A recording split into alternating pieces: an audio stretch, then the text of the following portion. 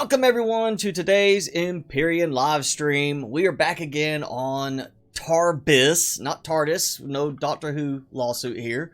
And we are going to do some more exploring today, more POI captures. Because, you know, it's not done yet. We did a big one last week. We did that abandoned factory somewhere over this way, and that was a pain. You went through a bunch of different stuff. We've got through a lot of different places, but I still have quite a few to go and do. So we're going to be doing some more attacking today. Not the drone base yet. I think that can wait for another day. But it's, again, a nice overcast green haze everywhere. So, you know, it's such a lovely place to be hanging out. And welcome, everyone. Hi, Myrmidon, Rostislav, Mondo, Crazy. Welcome all. And everybody that comes in later, welcome. Thanks for joining in. We are going to go do some exploring, and let me think if there's anything else I need to grab real quick before I go. I have done some rearranging just a little bit since I brought all that stuff back. I've got some supplies going in finally on constructors. We're not taking the hover tank today. I want to go a little bit faster today. So we're going to actually take the small vessel, the Talon Blade, and go do some flying. Because I'm going to, we're going to check out the old base, but basically we're going to start with several defenses over here. The ones I've already started messing with. We still got 3 over there I haven't taken over. And so I want to go get those.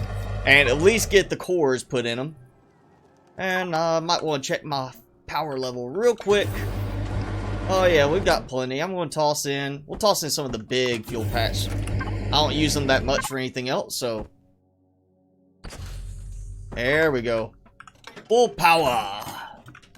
So I should be fairly loaded with everything I need. We're going to start with several of the defenses. Take that little grouping out and then get going. The game is going good, Mario. It is going fine. Fun game if you're... I'm assuming you hopefully have played it before if you're checking out the stream. If not, then it is an interesting space survival game.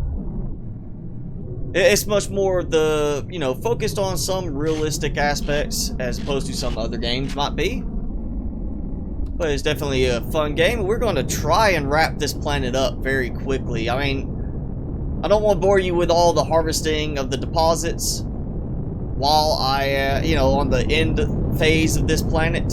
Because I am going to harvest everything. I mean, when we harvest out everything, I get Erestrum meteorites. Not as easy to find as the deposits, but all the deposits it has here, I should get thousands of Erestrum, which means next planet needs to be Zascosium deposit. Evening, Dante. It's not quite evening for me yet, but good evening to you. Okay, so there's the 3 that are, or 2 of the 3. We got the headquarters that unfortunately broke some of the wings off of it when I destroyed the defense turrets. So, you know, some of those lovely structural physics that don't quite work correctly. I don't want to place it on the ground. I feel like if I put this on the ground, that's when I am going to be attacked. And, you know, have Zerats just jumping in everywhere. And you know what? This is probably not the best way to orient myself. I did swap. I think I did swap my armor. No, I do have heavy armor with me. I'm not wearing it at the moment, but I did do some armor readjusting. Let's find it. So I've got a heavy armor piece with me with EVA, multi, and 2 jetpack boosts. So if I get into combat, I'm switching to it, and I do have more maneuverability that way. But let's see. That was a little trippy. I thought I was going to fall through it right there. That looked like just an opening got blasted in. Oh well. We're going in the doorway, so. How's this work? That's supposed to be to the ground level. How are they supposed to get in? And there I am. Oh! I was so distracted by the fact that, hey, there's the you know, sunroof right there that I walk in and I'm getting shot at. And it is... Really? 1 room. Okay, where's this core then? I have a feeling the core is probably behind the fuel tank. At least that would be my assumption. Or tucked into the lower ground area. I mean, that goes all the way to the back edge. Maybe. Well, there's a generator. I would like to be able to collect the generator. That has some decent resources in it. I bet the core is in there. I'm watching for the pesky overs. Oh, we got. Yep, they saw me. Finally saw me. Good thing that my aim is much better than theirs at this distance. And welcome, Eric. Thanks for joining.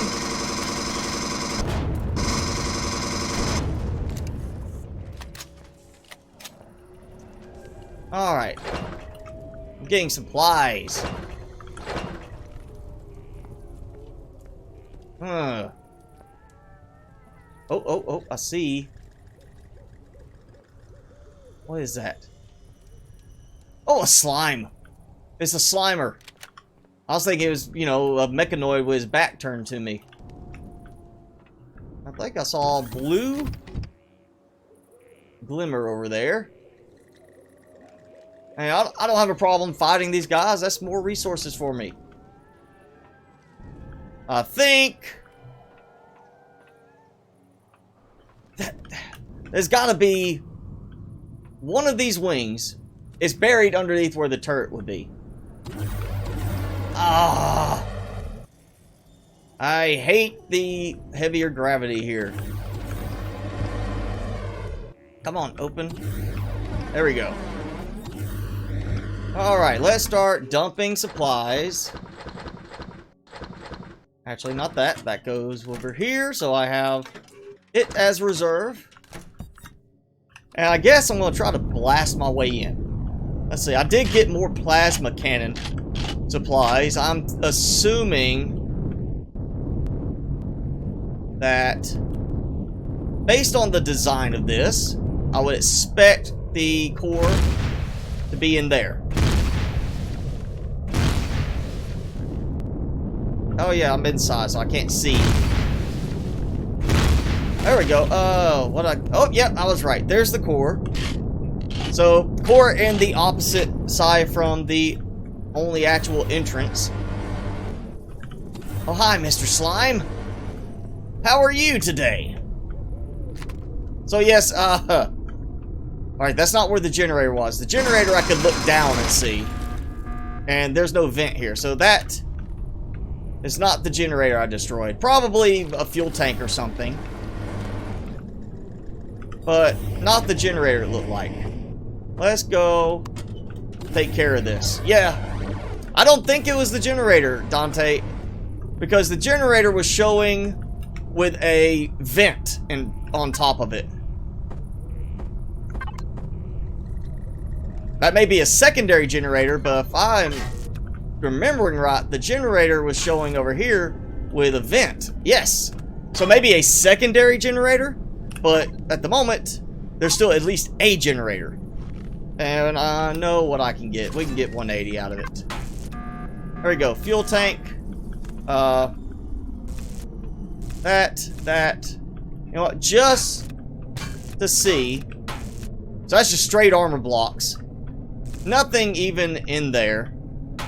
And nothing there. So really nothing useful in these other than, you know, a few mechanical elements like the generator and such, and then just taking them out so the turrets don't attack you. And thank you, Unstoppable. It's not my SV, it is Excalibur's Talonblade Tactical. No, I see it. Alright, come on. I just blew it up all around you. Alright. Are you stopped? You stopped? Not firing anymore? Okay, good. No shooting me. Bad Xerax. Bad boys.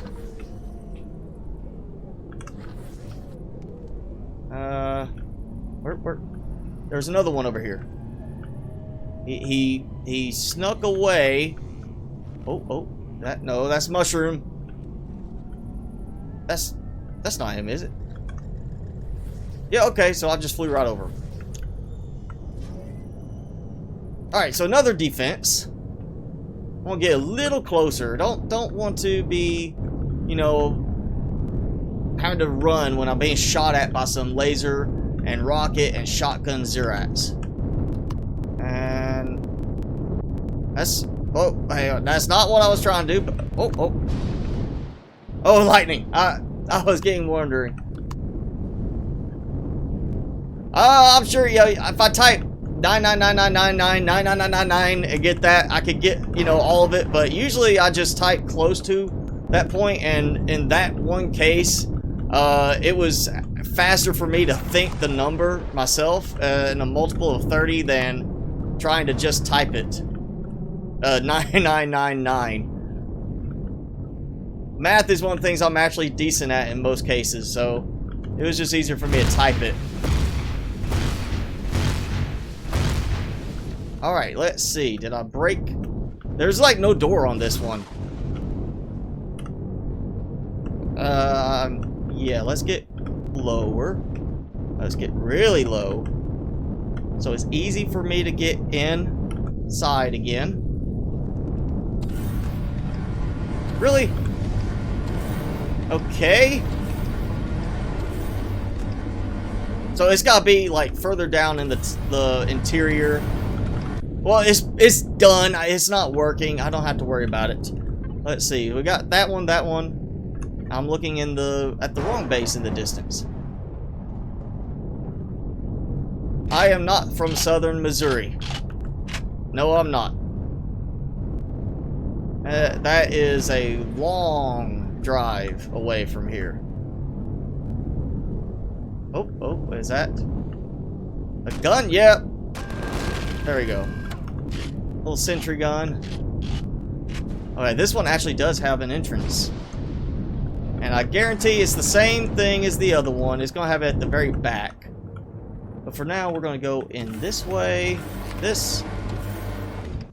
Oh, it's a little different. At least that can't shoot me through the grate. That is at least some help to me.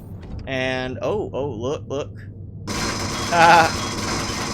I can actually see it through the crack in between the fuel tank and the wall.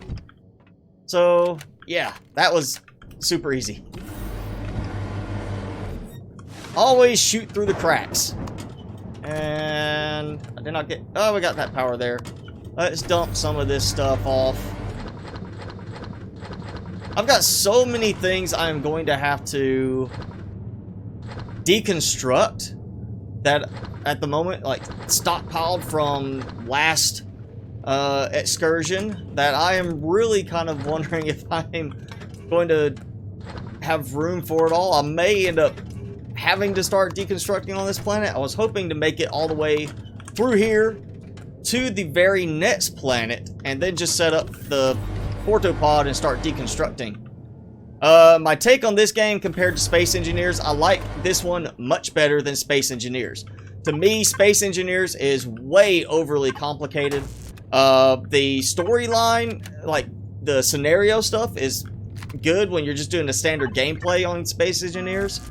But I don't like the general, like, oh, pick this scenario, you just get thrown in, you got this little base, you got all this other stuff you're trying to do. It just didn't work for me. It's one I just don't like in the end, because it's just too overly complicated. It didn't make it where I could just jump in and have fun with it. So I don't like Space Engineers. I would pick Empyrion and Planet Nomads over Space Engineers any day of the week. But that is just me. Now there is another game that I was told to check out. Now I've looked at it and it's getting really good reviews. I haven't bought it yet, but I will probably buy it later today. And that is Breath Edge. They claim it to be Subnautica in space.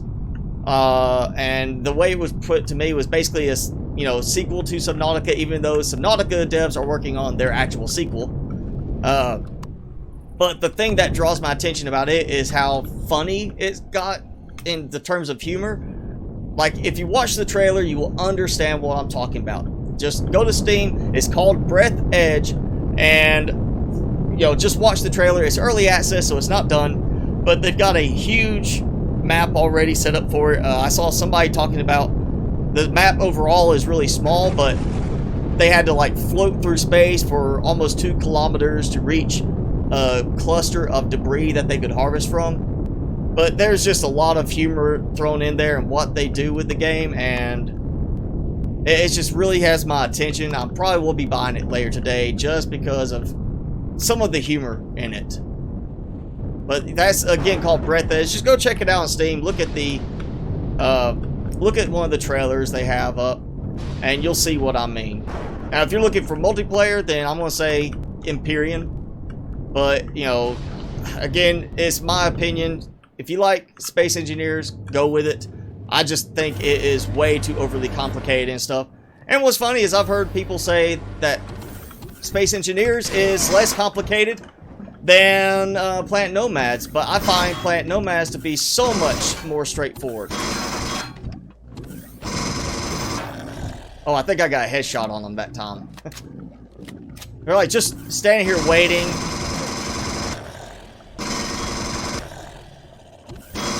Okay, and apparently the door glitched where it was technically closed, but not closed. So I could see through it, shoot through it, but when I got close, it then suddenly closed itself. I want to feel like I've been through the same design before. Didn't we do one like this last week? Another base with the same setup.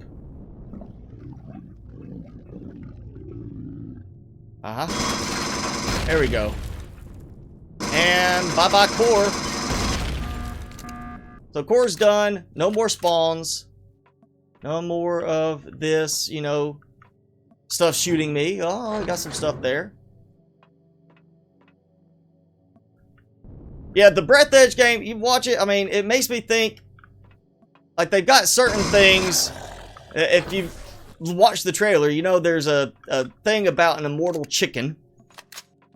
And what gets me about that, what I like about the immortal chicken thing that I know some people are saying is just too silly, it reminds me of Legend of Zelda.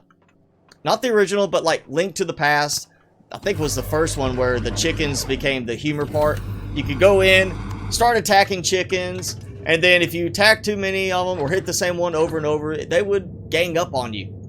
And, you know, that makes me think of the stuff done in Legend of Zelda. So I like the notion of that in there. I know some people, like I said, saw it and just thought it was too silly. But then there's also, in the trailer, you see 2 guys sitting there, 2 astronauts, decapitated by a sign. And the sign, if you read it correctly, because it's upside down, it says fatality. So it's, you know, a nod to Mortal Kombat. So there's just several things in there that I saw that caught my attention because it is funny, just being goofy funny in a way.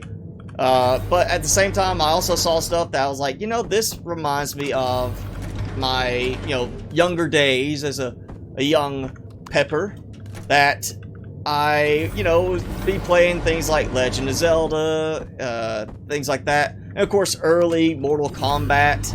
You know, the original Mortal Kombat, I played that as well years ago. So things like that, just, it catches my attention simply for that single aspect. Let's put the core here. So if I start stripping things apart from the top, I won't accidentally strip it out with a multi-turret. Because I have done that. And it's a pain when you do that sort of thing. Alright. Oh yeah, I'm not going to get much out of that. I get 1 tank's worth. And we'll get the power. 420. Because, you know, that's the accurate amount. And I find it so much faster to just take these like that and then collect using Shift F on those. And trying to sit there and go in, it just saves a few clicks. Let's see, you know, a few things, wheat sprout, a few things like that. Nothing really major. And I think that container Okay, yep, it did put one of them stacked on the other. Alright, got that one. Oh yeah, this was a good one because of all the fuel tanks. Small, but still useful.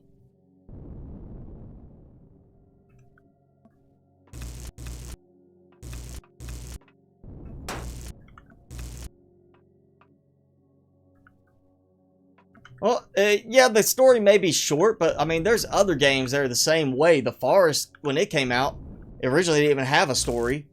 And that got added later, but people were already raving about it. And then they even adjusted the story, redid the story after the full release because they had already completed it.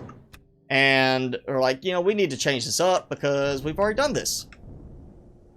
We need to refresh it a little bit. So they changed it a little bit. Subnautica was early release. It didn't even have the full storyline available. You couldn't even get to the rocket platform before the game was full released, or almost full release.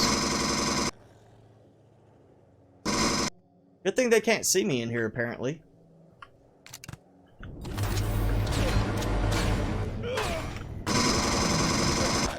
Oh, but he could see me. Quit shooting my ship. Alright, let's collect your supplies quick. If I can. Okay, there's one. Whoa. A little glitchy.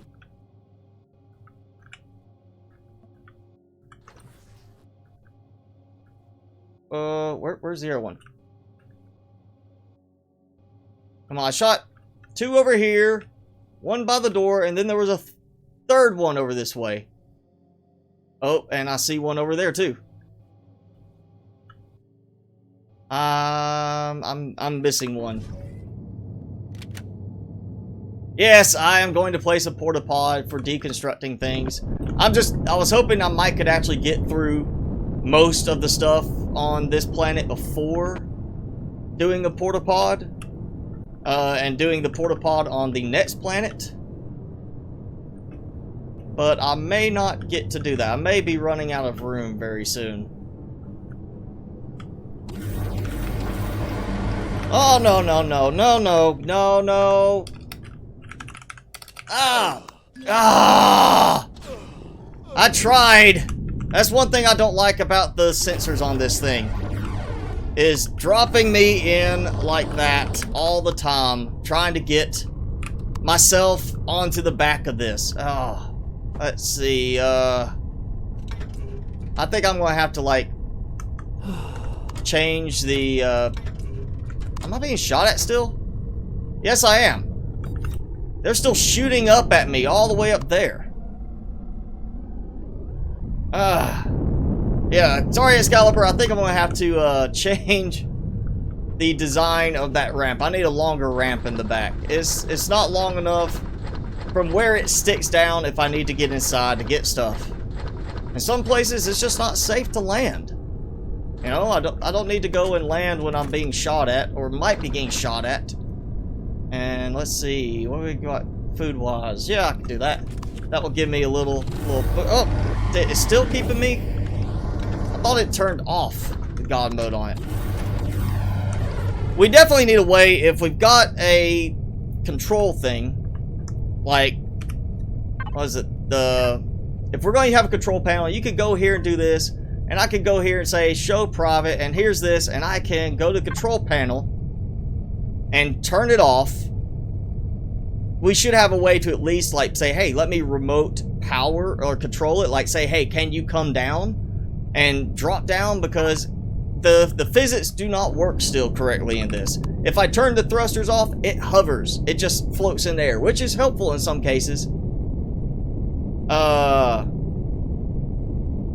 But it's still a case of it should drop down. If it's turned off and there's gravity, why does it not fall? That would help prevent things like that having to be done. If I fell, I'd just be like, all right, let me use my jetpack to keep from hitting too hard and hopefully not breaking my leg, and then the next thing would be just turning off the thruster so it falls. I don't know about typing GM. I always have just been saying that you type God mode for it instead. And yeah, I may just end up putting a roof access point. I'll have to look at the way the roof is set up again to see if I can just do that. Like, I really don't know. It's nice. It's very nice, sleek interior. I may just have to leave it where I'm actually going and saying, all right, I'm not going to, you know, try to get out unless I am down near the ground.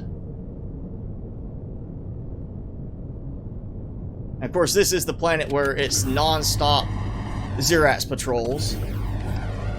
No, I'm not even going to try. I'm going to land. Or maybe not. I think... Did I hear it? I heard something. I think Overseer. I want to say Overseer. We'll do this. I'll park right on top of the solar panel. Somewhat. And it's already docking me, so that's good. Yeah, let's retrieve some blocks. Wait a second. I'm retrieving blocks, but I'm getting nothing from them in this case. So maybe I still have to go put in a core for it to work right. Oh, is it even worth it for me to core this thing? A couple of growing plots. Solar panel. That. O2. No, plenty of solar power. GM should work. I will have to try that. I always just go and type God mode out. That's the way I've always seen it, like, listed everywhere. Oh. And again, a personal cargo box I cannot access. It won't let me, you know, use it in any way. This is not very helpful right here. Other than, you know, if this was my starter planet, yes, this would be helpful. I come up here and be like, hey, I'm going to snipe, you know, at the aliens all around, which, oh, there's no aliens around, but I see something else I can kind of get some more of for use. Oh. Okay, that was lightning. I was like, where's that shot coming from? I saw the little flash go past and I thought I was being shot at again.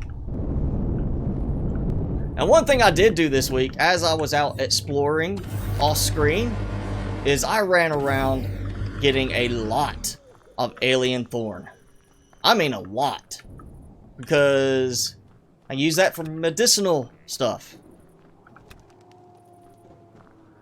And I found a few spots where there was like just a lot. And there's confetti moss scrapings.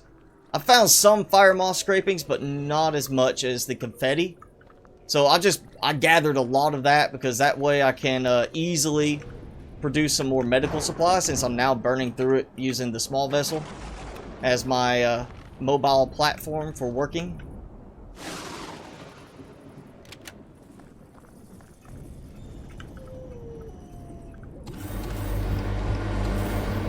Well, even if, you know, even if I don't have a core in it, Dante, it should still let me collect at least some kind of, you know, drop. I mean, that's the way it's usually done. It is like, oh yeah, I collected just this tiny bit of worthless stuff. I mean, it's not useful, not really that great, but I was still able to collect some stuff from it. As opposed to, in this case, it gave me nothing. So I guess it's like, you can dismantle it, but until you put the core in it, you don't get anything from that old base, as it were. And nothing else. I think I've gotten every point of interest so far on this.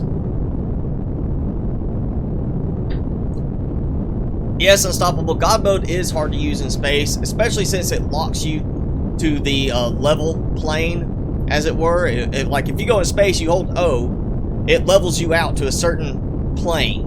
Even though you can turn and go all these different other ways, it still levels you out to a certain plane that is considered to be, you know, that's the even level of view, and God mode only works in that way. So if you're trying to, like, rotate around, which I've never been able to get it to work outside of that. I've always had to turn off God mode when I'm doing like videos, so I could use the jetpack to be able to rotate around, because God mode just would not let me rotate, get the right view orientation I wanted. There you go. I was wondering if you were still alive.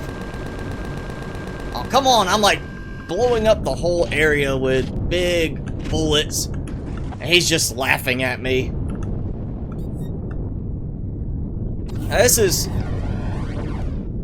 the one thing about this. You know, it's great when you are just working outside and doing like this, but if you want to use the drone, you gotta use the top cockpit, and then that's where you just run into trouble.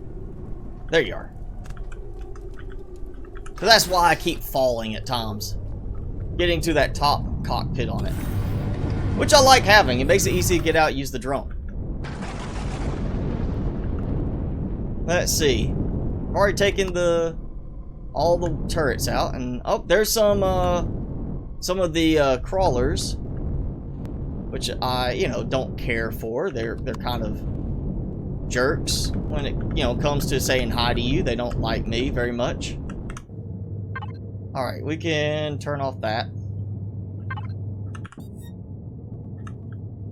And time to go in. I think I can survive this.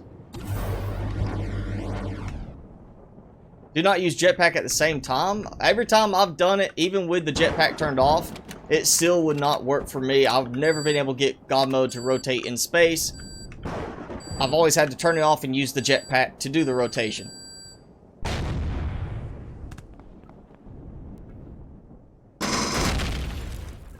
Okay, I recognize this one.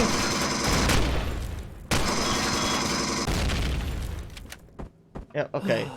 So I know how this one works.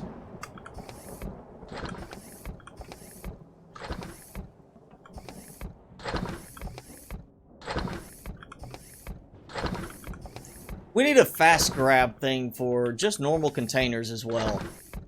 Beyond just that, we'll, you know, press the button on the corner, because it always resets your cursor placement.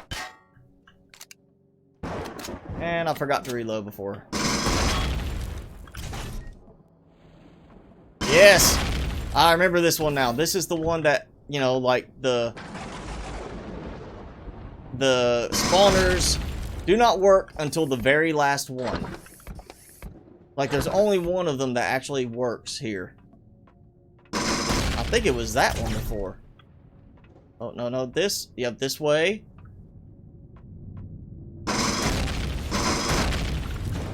And before I flip it, let's reload. Alright, got that.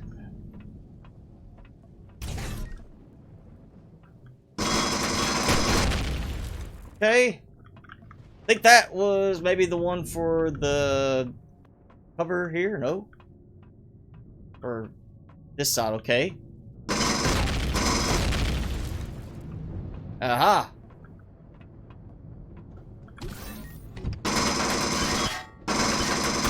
And goodbye, core.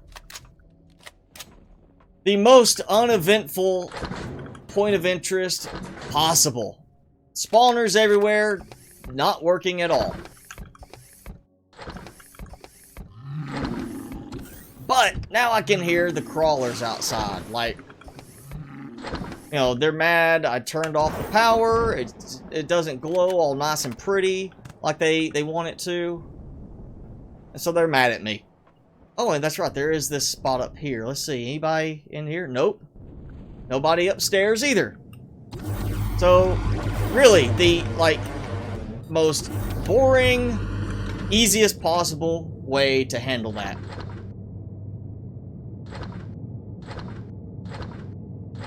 Auto miner cores, okay. Getting plenty of power and food. Other than having to, you know, go in and repair for this, it's really no problem coming in here, like, using a small vessel like this to do everything on a planet. As long as you could just go and eat. If you had a drone for repairing while out and on foot, you know, like, oh, hey, I've got this drone, I'm going to launch it, and it will auto-repair part of the ship, or at least repair the existing blocks. It won't replace blocks, but repair everything that's visible back to full armor value. Then, yeah, you could pretty much go and clear an entire planet, point of interest, everything.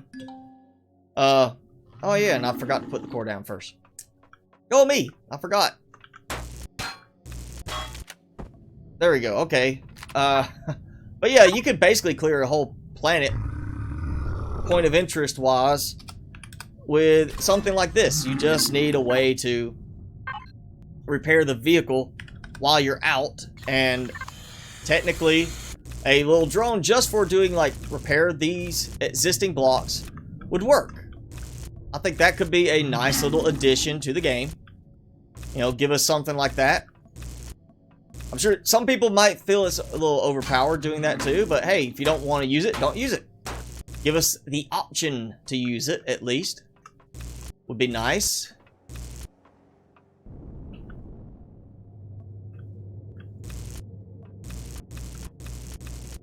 Alright, getting all my nice, lovely rewards. And of course, I don't have room. Can't even take anything.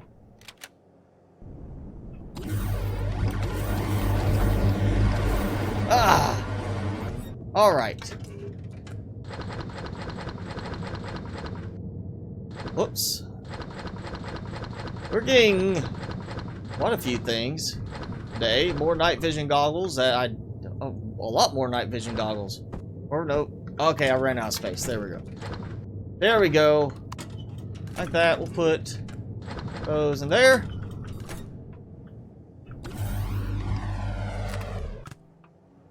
Love how there's, you know, up here in, I guess, the office, nice wood panel flooring. Nowhere else. Like, nobody else in this place gets the nice wood flooring. I really want to turn these lights off. This is... I hate the bright color of this. It's so in-your-face vibrant and irritating to look at. There we go.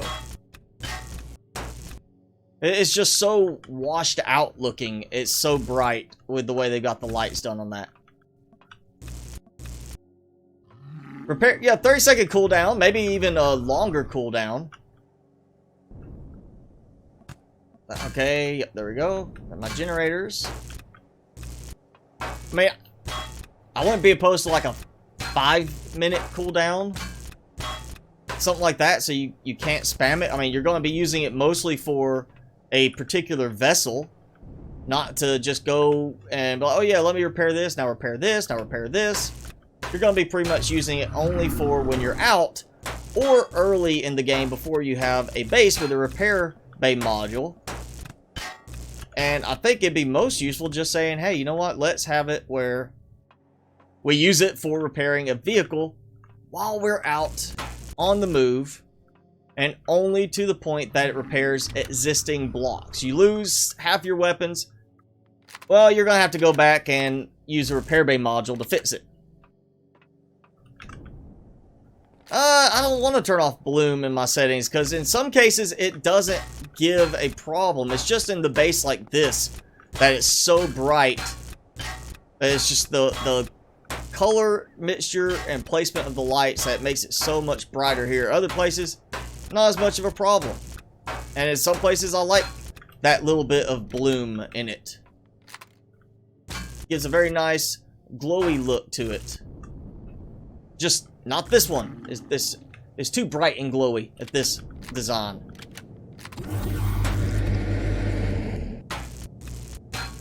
Okay, so nothing there. I think we got most of the good stuff. I feel like I might need to just move the sensor on this rather than, you know. Oh, and that's right. I can use this to get into the cockpit there. I forgot about that part.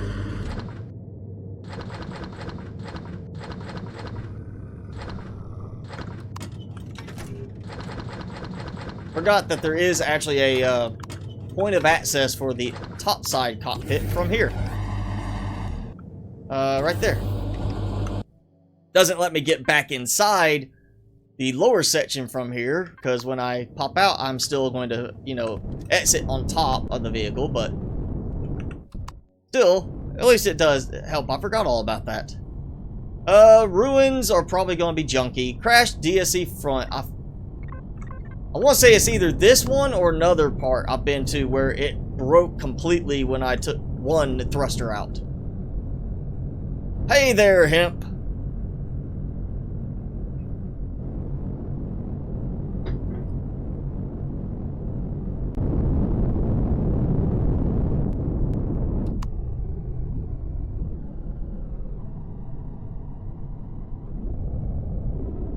It's a nice scenic kind of planet, you know. The green mist does kind of work. I feel like I'm on a giant emerald in a way, which is, you know, I get a lot of emerald looking resources from this place once I start harvesting them out. And I did go and collect from my auto miner, and I'm assuming they must have fixed it in one of the updates because it didn't happen instantly. Let me find it. This one here. It shows 50% ore left. Now, after I have taken the supplies out, in the past, it has caused, you know, it's acted like nothing changed. I've sat there taking supplies out, and it was still saying 100%. And I'm pretty sure I have been this one, because that wreckage is already marked. Yeah, I'm pretty sure I have been through this one. But I actually now have been able to take supplies out of my auto miner, and it took maybe 2-3 minutes, but it finally updated, showing that it was down to 50% remaining resources on that auto miner, on the restroom deposit. And I think it was almost 1,200 a restroom from it, so I've got a good bit of resources off of that one already. Huh, missed a little spot. Let's go clear this. I want to have every little grid cleared. I want the whole planet completely cleared. Now let me check my ammo reserves. Yeah, basically I have a Gatling gun and a plasma cannon, because that's why I keep getting resources for. The drones keep giving me stuff for the plasma cannon, and then I get Zerats giving me stuff for the Gatling gun.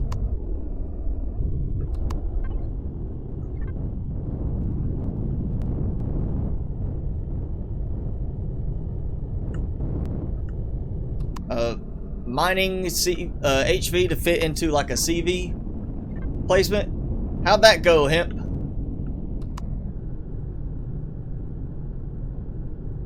Now, I'm assuming you're talking about the one I mentioned, the idea of it slotting in so it locks physically into the capital vessel build itself, and then you lift upwards to have it redock again for transport. Alright, we got the factory. I really don't think I want to try the factory again. Oh, we got the drone base, the abandoned drone base. That's a good one. I know that I'm just going to have scorpions there. And maybe some crawlers, but not the nightmares that can attack me through blocks.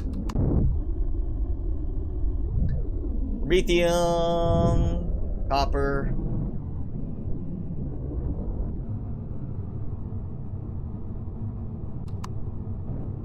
Yeah, let's take out the abandoned base. We've seen those a few times. They're not that bad. You just have to find all the hidden spawners and not die while doing it.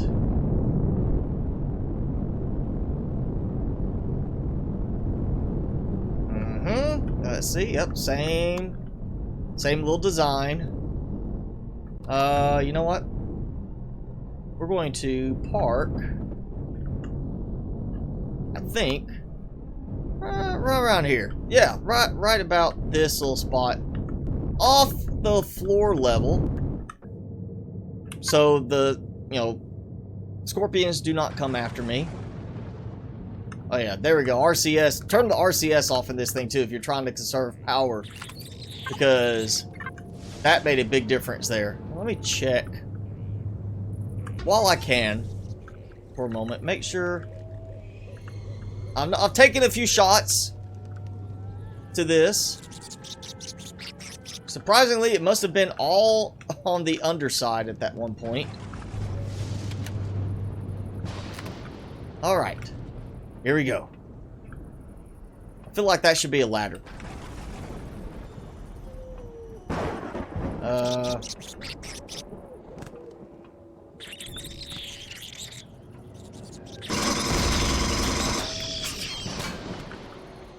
Oh.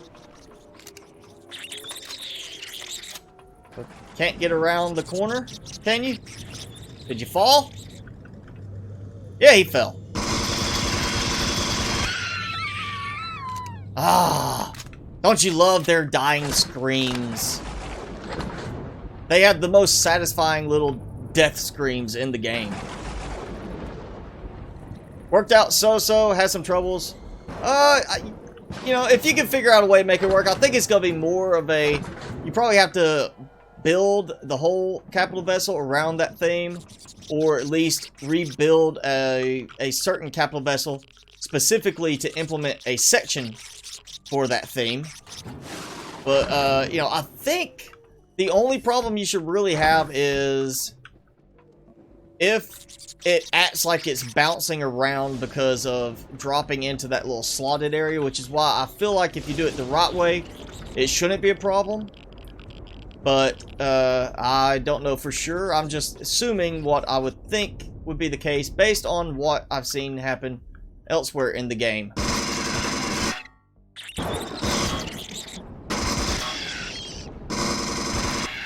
Oh, come on. It blew up the railing. I can shoot through a little corner to blow up an alien core, but I can't shoot through the railing to get him. Alright, where is it? Where is it? Where is it? It's either... Oh, he came from up there. That's what happened. And there's a spawner plate. I knew it. I knew I remembered one.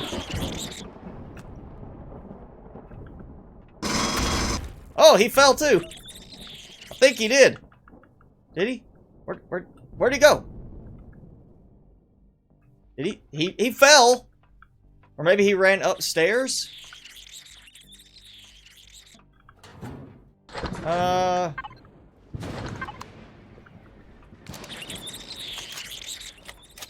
Let's see. Oh, looking for scorpions, and I forgot that they have the little sentry gun turret things. Okay, so there goes that. I am checking everywhere. I remember it was tricky, that first one I did of these. It had a lot of little hidden spawners all around.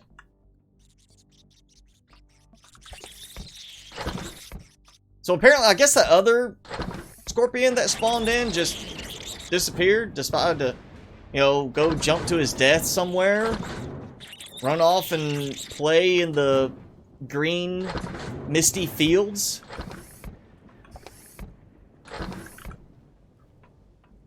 Alright. Okay, that's... Yeah, tanks.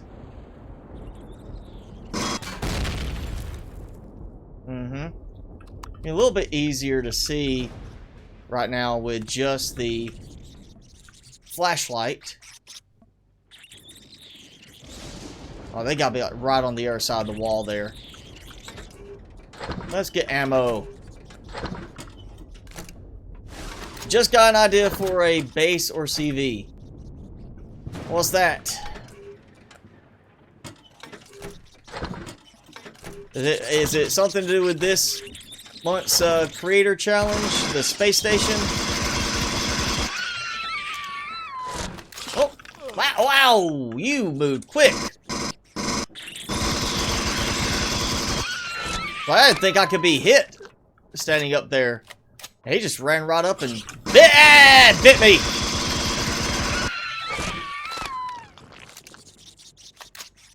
Oh, get under there. Okay.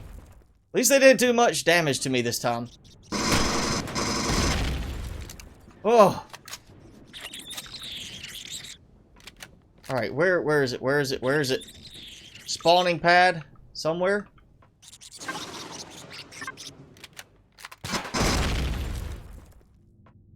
Oh, oh, oh.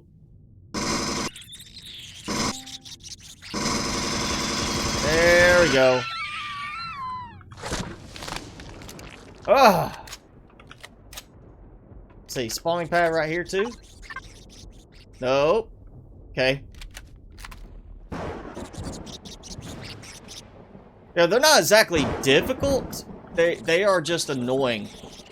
Because they just rush right up at you. And it can throw you off completely. Just, you know, just shock you like that one did to me. Just a big startle. Alright, let's check. Oh, yeah, let's eat a burger. Got some more trumpet greens. I still have not actually tried planting those or using them in any way. Not even sure what the trumpet greens are actually to be used for.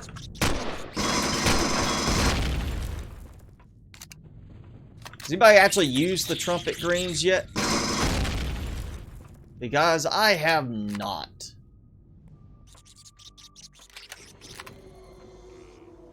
There goes the wolves.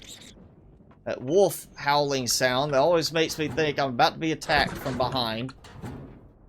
Oh, okay, I'm out of storage space. My inventory. Time to head back up. Hopefully not be attacked on the way. I'm so glad to get the core out of this. It's so twisty and turny. You know, it's like I've got to go all the way back up to go all the way back down. Oh, there you are.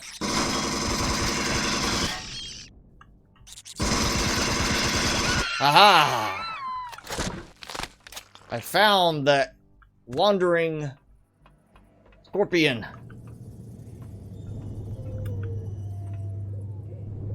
Oops. Well.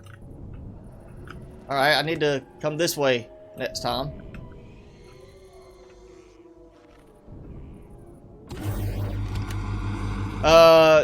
No, I don't expect a space station for multiplayer. I want it for just, you know, if you want to build specifically for multiplayer, go ahead.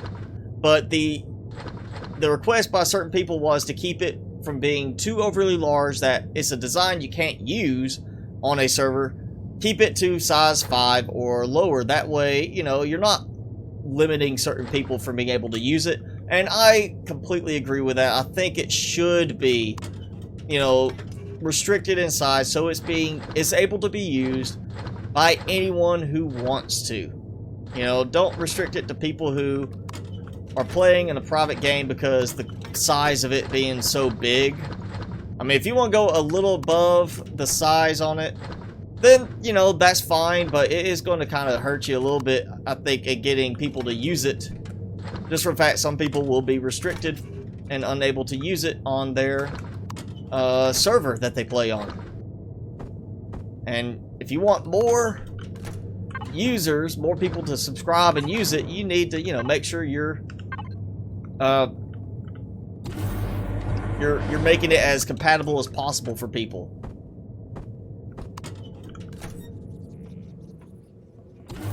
So if you really can't limit yourself to class 5, then, you know, you can submit it, and of course I'll give it a look. We may, you know, not be able to get through the whole thing because of the size, but I'll give it a look, and then in the end you might not have certain people subscribing to it to play using it because it's too big to use in their server that they play on. So that was kind of the whole reason for the size class on there. I didn't want it specifically to be built for multiplayer, just that we're trying to make sure it's usable for multiplayer servers so more people can actually use them. I still hear scorpions. And I didn't see any more spawners on the ground.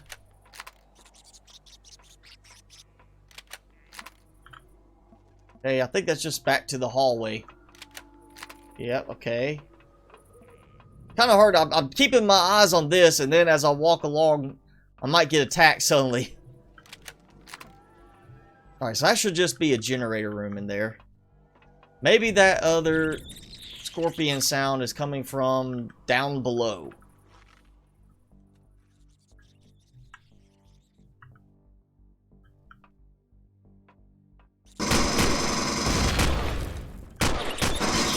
Oh, yeah, okay.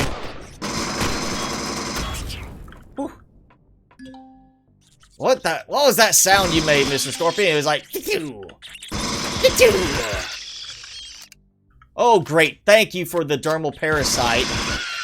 That's just what I wanted. Early Christmas present. I guess his buddies heard him die and do that little death scream, and they started chattering a bit more. Okay, what did I just turn on or off? I don't remember with this place.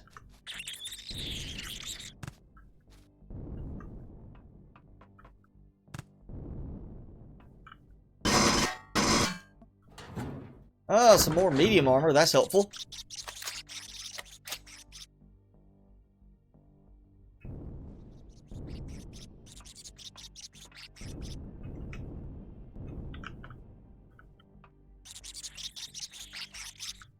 Come on, guys.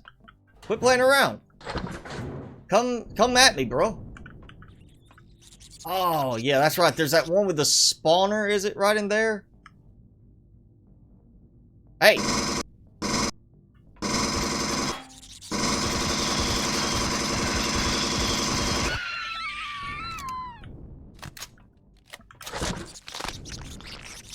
Alright, yep. Hi, Mr. Scorpion! Die!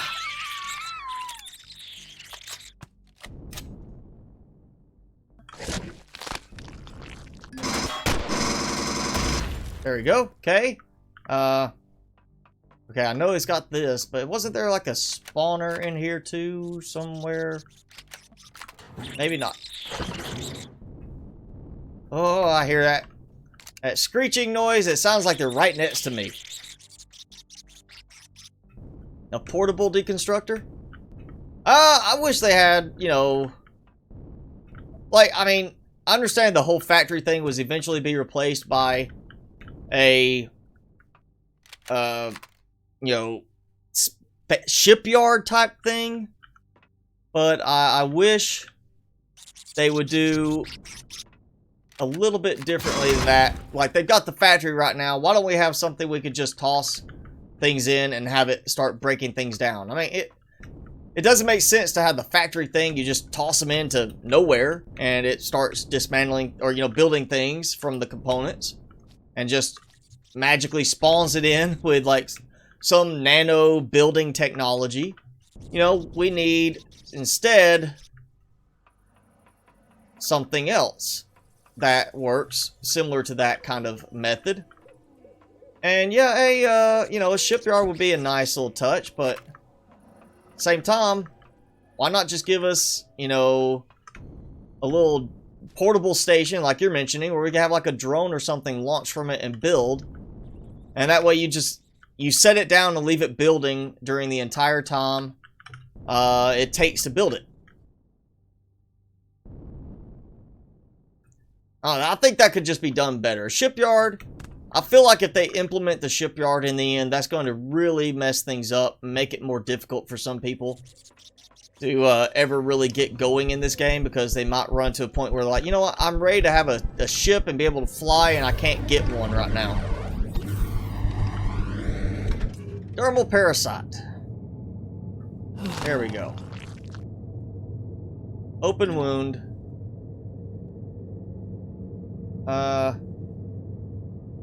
There we go.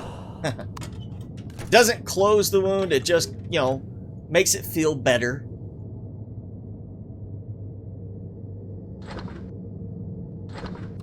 Ooh, what did I get? Detox kit. Well, I don't need to detox, I'm not a junkie. Enhanced plasma cannon. Oh, that is going somewhere else, so make sure I don't mix that up anywhere.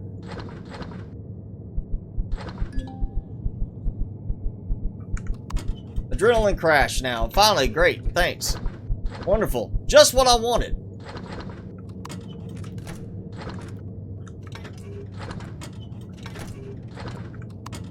And We'll put this here.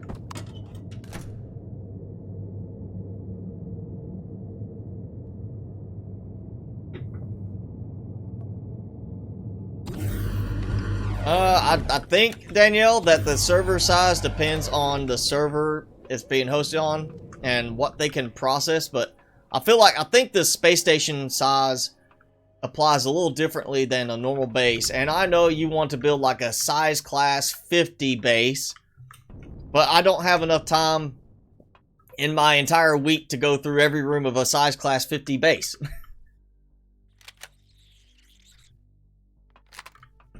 And of course, we know, Danielle, you're the one that says size matters. Gotta go big or go home.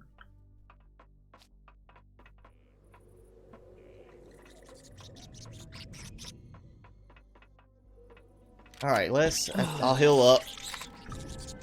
Whoa, whoa, whoa, whoa! What? He attacked me in fall. As he was falling down, he attacked me. The crap! Alright, does that get rid of a parasite? No. Open wound. So now I gotta go back because the parasite is going to slowly sap my health. I was trying to heal and I can't let the parasite sap my health slowly, bit by bit, while I'm trying to finish this. I'm just gonna bring an extra thing for a dermal parasite and open wound. Well, no, I've got the healing kit. That'll do the open wound. So I just need a thing for the parasite at this point. Really, I need a way to launch my drone, open up a container in the ship, and give me my, cure for the parasite.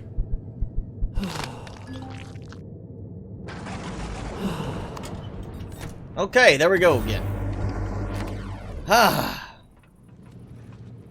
That's why I want to get like a lot of alien thorns at the moment, so I can have stuff for making more medicinal items. Because until we get a medical station for the small vessels, I'm gonna keep having to do this sort of stuff all the time. I think next they'll do like a multi-scanner maybe for the hover vessels, make them a little bit more like a mobile base for early game.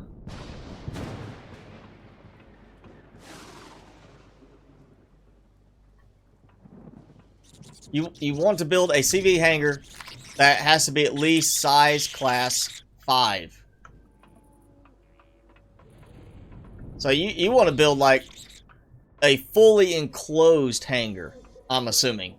Not just like a landing pad where it's got some open space. You want a fully enclosed, like dock inside and close the doors, everything's surrounded hangar. Is what I'm getting from that. Like I said, if you want to go above the size of 5, you can. It's just most likely you're going to end up with problems of some people being unable to use that design. And I could have sworn one of these blocks fell out from under me before. Like, I'm pretty sure I ended up falling through one of the blocks here into the pit and being chased all over the last time I did one of these. There we go. That's what I was looking for. The core room. Through the little, force field. Where am I going? Wait, alright, there we go. Okay. So basically, I'm going to jump in on top of the mushroom cap, kill a bunch of them, if I can, and then run around the corner. I don't know about the lowest size of servers. I don't play on servers. I'm much more the single player on this, but, if somebody could tell you for sure, we could go with bigger, but again, I think it's all going to be dependent on the servers themselves. Oh, no, that didn't work. That did not work. Whee! Oh, at least my jetpack's working well enough right now. And, of course, you notice that one, fell out of the sky trying to attack me. He jumped. through the air trying to get at me. Alright, come on. Where are you? Can you not come through this force field? No, they can't. Either that or they can't fit through the door. So I don't see why they wouldn't be able to fit through this doorway. Oh, come on. I got one of them. I'm pretty sure I didn't get both of them. Come on. Alright, never mind. Oh, while I'm here, get rid of that thing. And nothing special in this room. On the lowest size on your server is a size 1. So there's definitely, you know, servers that will go lower than a size 5, Danielle. So, yeah, if you want to build above that size, that's fine. I don't really mind it. It was, again, just kind of the idea of keeping it where you'd have more people willing to use it or able to use it because they're not limited based on like, oh, my server won't allow me to build above a size 5, then they're not going to be able to try out your design and use it in their game. Maybe somebody wants to use the design in their game because they're like, that's a cool space station. We can use it for our you know, shared base. You know, you might have somebody who wants to do that. So, it's up to you. If you want to go ahead and do the bigger base, that's fine. You can. I'm not going to complain or stop you in any way if you want to do that. We'll still look at the design. It's just, you may not get quite as much attention as a result. I'll get rid of the ugly broken block. Oh, I did it!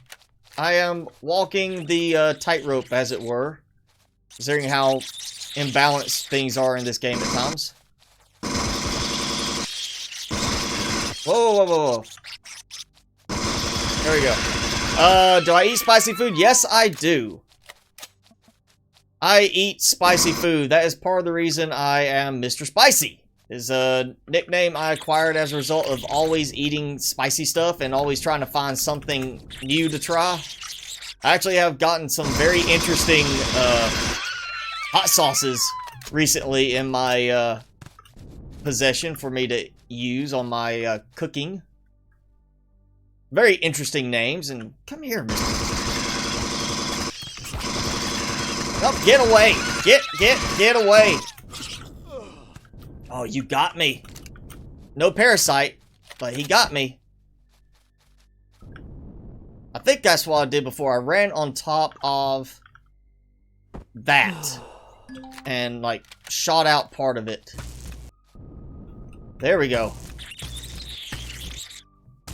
Oh, hey, yeah, you.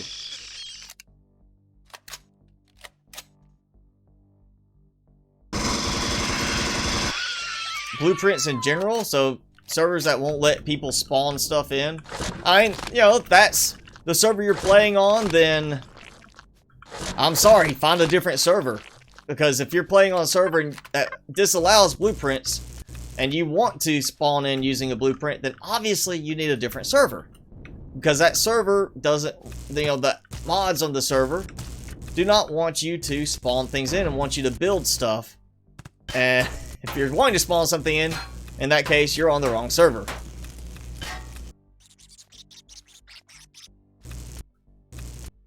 Alright, I hear you. Where are you? I hear another one. Ah. Back this way, I'm sure. Oh, no. There's your spawner.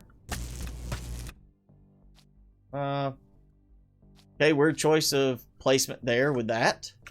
Especially since there's nothing inside, you know, being hidden.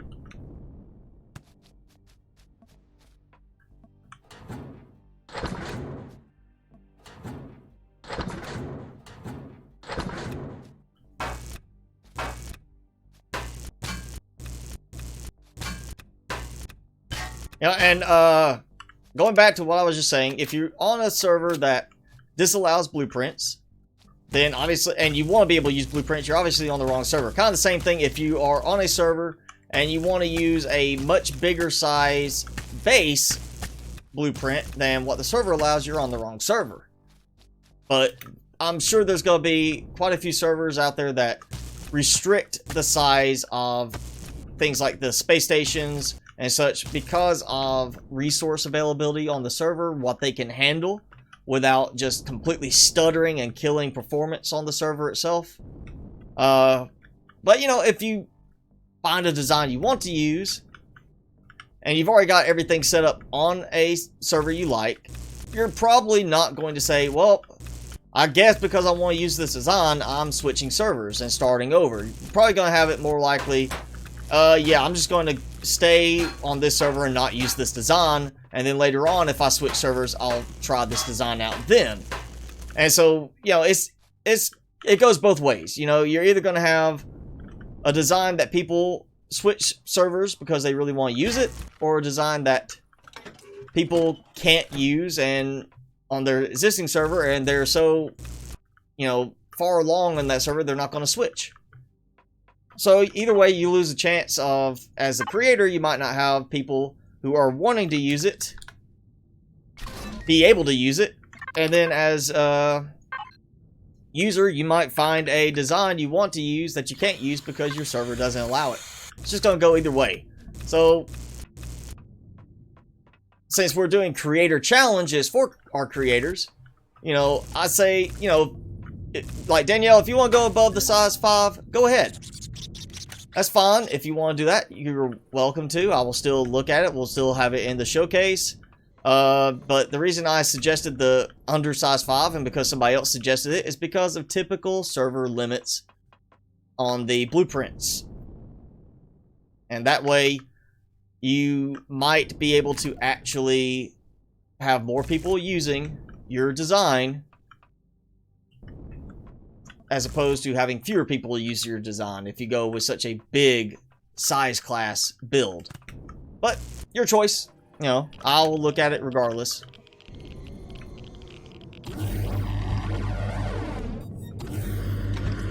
Let's dump more stuff. Getting plenty of supplies again today. I still hear a scorpion somewhere in there.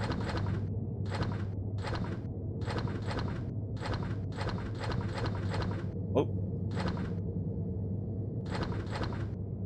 Yeah, we'll dump that heavy armor too. Oh, not that. I have so much power and oxygen on board this, I will be covered for whatever planet I go to next. I know there's a lot of people play single player. I mean, I play single player because that's the way I prefer to play games like this. This is more enjoyable to me as a single player game than trying to play it multiplayer, where somebody might come up and destroy my creation, or, you know, what my base that I've worked on, gathering all the supplies and building.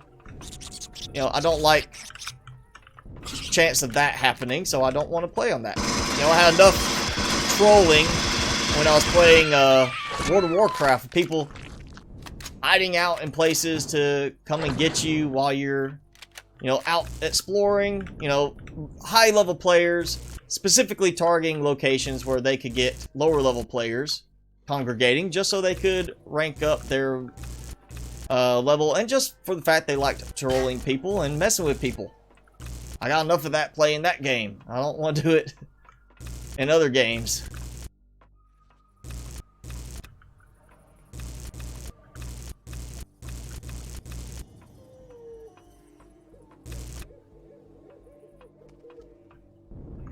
Let's see. Where can I cut through? There's somewhere in here I can cut through. Get in. There we go. So if that is there, bam.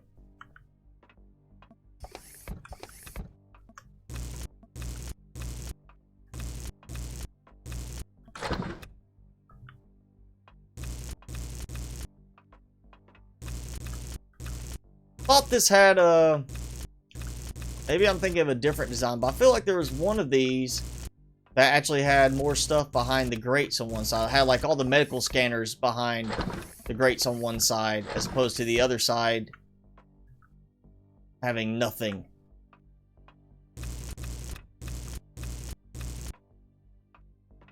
Iron Man competition? No. I've already looked at it. I've had people say I need to do it. That just does not interest me. That is just a way for me to play the game and end up not liking the way I'm playing it and ultimately decide I don't want to play for a while.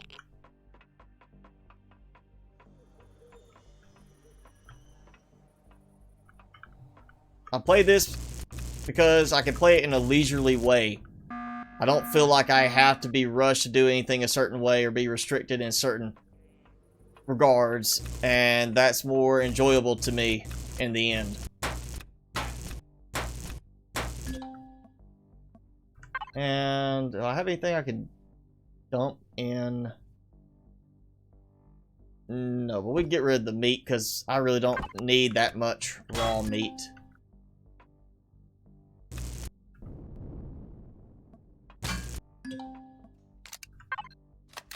We got plenty of stomach pills.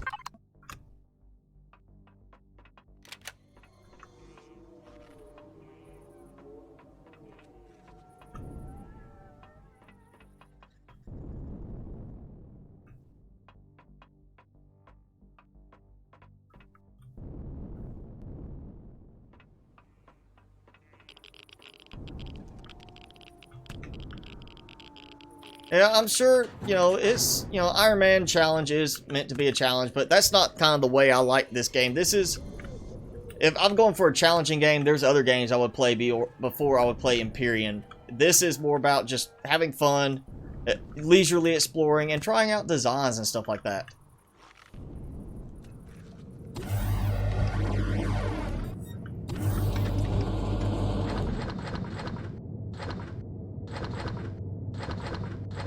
Yeah, getting some good stuff from this location.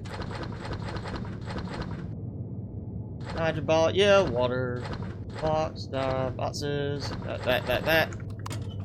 And restockpiling my explosive devices, which is good. Also getting hungry. What do we want to eat? Let's eat the Dino Stew Royale. You know, it's French, like Royale with cheese. They don't have a quarter pounder because of the metric system, so it's the Royale with cheese. That's what it was in Pulp Fiction. That's what we're going with.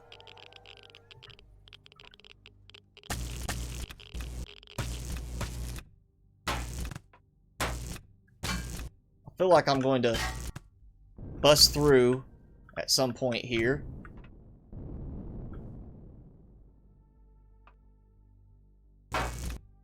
There we go. I just happened to be in the wrong spot to try and break down into the lower section. Let's see. What else we got here? I'll walk my way down. Hey! Shortcut!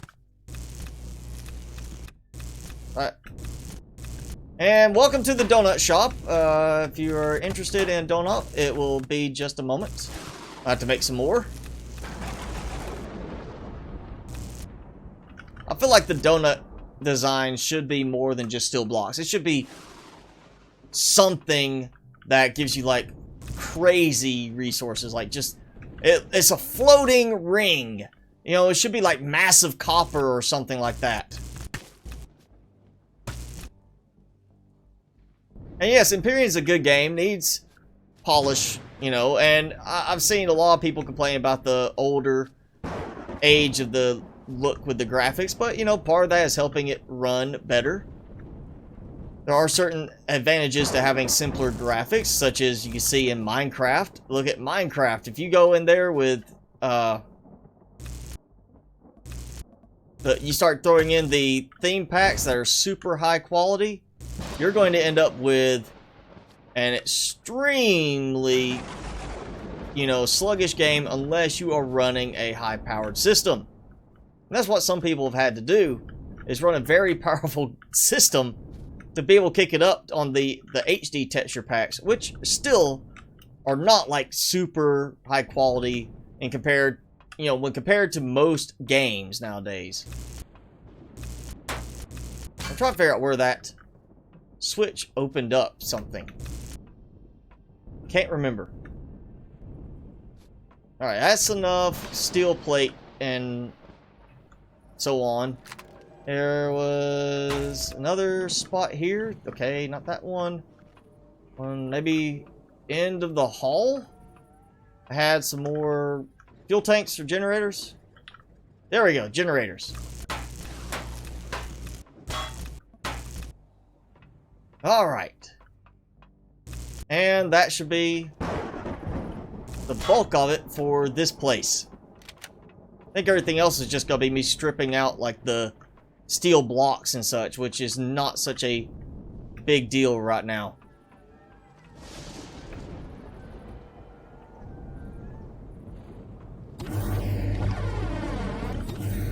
Okay, what we got?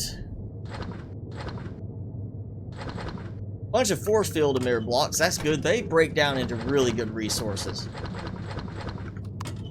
So, food is good. Taking out that. We got wreckage here. I'm pretty sure that's not very good wreckage. Old farm. Yeah, some grow plots. Nothing really big to worry about there. I've already gone through most of those. That one, I need to find the core and just basically... I mean, there's really nothing in there, so it's not like I'm missing a lot. Power station. Oh, did I already get that power station? I just didn't core it yet. Landing pad. I feel like I'm pretty much done for the most part on the... Oh, stealth outpost. I don't think we got this one yet. I think we just kind of flew past attacking the turrets on it, and that's it.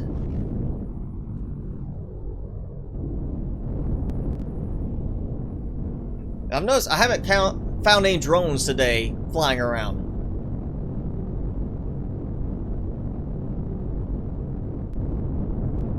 Yeah.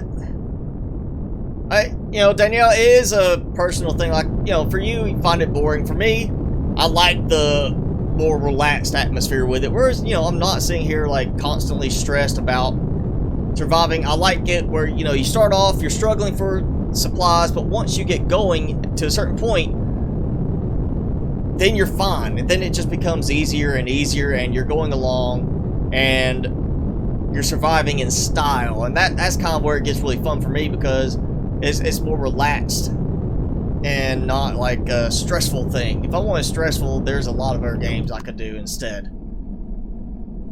Yeah, I think I've already gotten that wreckage, or cleared what I needed out of that wreckage. Yeah, you know, again, in this game, you know, a big thing of this is for people building, you know, the building designs, trying things out. I don't like the building approach in the game myself personally. I feel like, you know, some of the building elements are not as easy to accomplish as other games. Like, I wanted a mixture between this and Subnautica. Subnautica makes it really easy to build stuff and do this really complicated base, but it also limits you in what you can do with it. The forest was good for building because of a lot of adjustability, but at the same time, it didn't give you options for making sure things aligned right. If you messed up, you didn't get any resources back. You had to completely scrap it, start over. So I like Planet Nomads because it lets you really readjust things easier, and it gives you a lot of options without it being like, oh yeah, weirdness in rotating certain blocks. You go to that one block, you have to choose all these different variations of it. Instead, to me, Planet Nomads just has a little bit better layout for the building components. But that's me. The one thing different between Planet Nomads and this is Empyrion runs a lot better than Planet Nomads. Planet Nomads has so many issues at the moment in terms of how well it runs that it does cause problems. And I forgot I left one of the defense turrets on over here. Is there? Yep, there's a door there. There's also glass there that I did not break. I thought I broke it.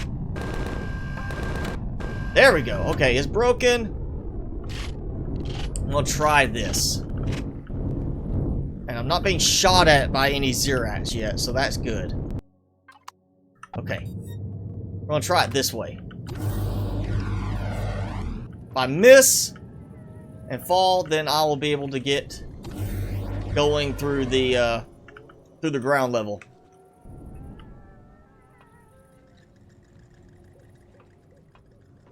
Let's see. Alright, I recognize this one in a way. Let me turn that off. Yeah, this is the glowy one again. I heard crawlers. And it looks like... Well, if you wanted to siphon off some fuel, it's kind of right there. Where? Ah! There it goes.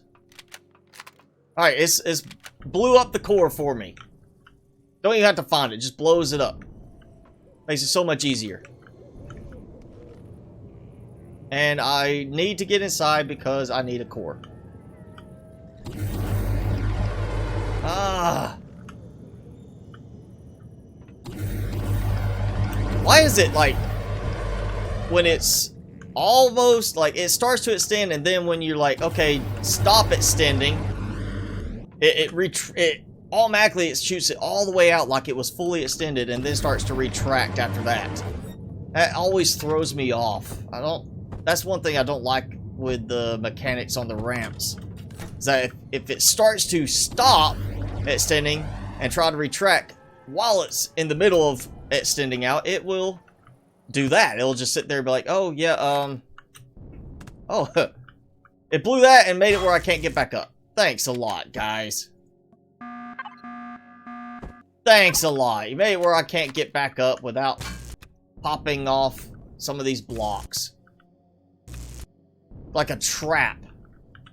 Or maybe that's the emergency, you know, self-destruct thing. You know, they pop it. They flip the switch. It breaks everything so nobody can get up to them from the ground level. It protects them by being up here. But it also destroys the core at the same time, so that doesn't really make sense either. Why destroy the core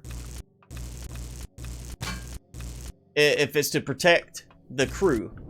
And it's definitely not to keep you out, because at that point you're here wanting to loot the place. It just means it's harder for you to get back up if you leave.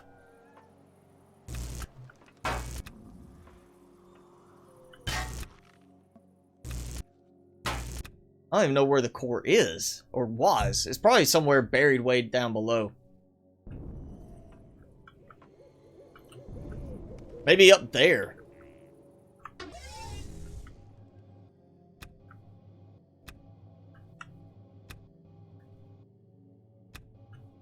Well, it wasn't there.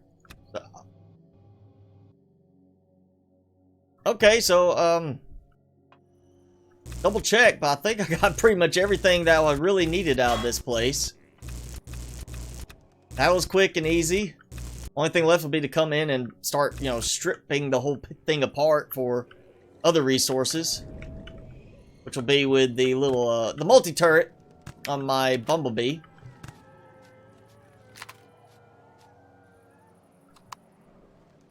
Look around. Oh yeah, they're turret. A few of these. Oh, I got that one. Okay. Well, time to head back out. I guess. I mean, we're only an hour and a half in. We could try strafing in and getting the getting started on the actual drone base area itself. It was kind of heavily guarded before. Well, I didn't really want to take too much damage with the tactical blade, the Talon blade.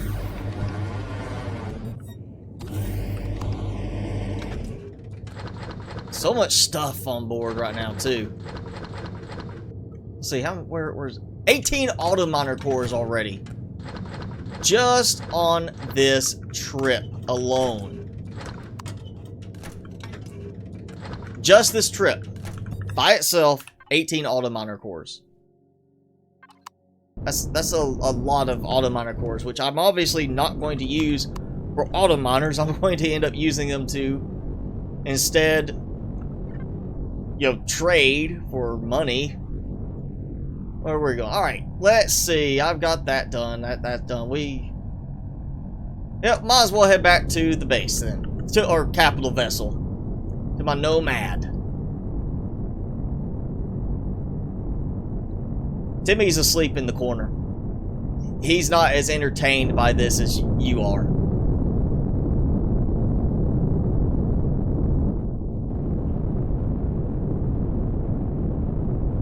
Now, I guess I broke the drone repopulation because I haven't encountered a single drone over any area I've flown today. No drones showing up on the resource deposits. Nothing.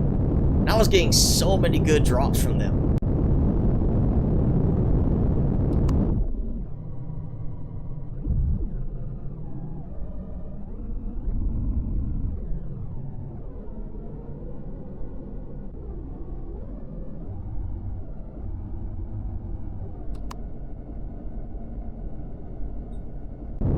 Yes, thruster volume needs to be adjustable. And it needs to be consistent too. Like, you know, I'm turning this way, you don't hear it. But you get right behind it, right in that little area, you can hear it.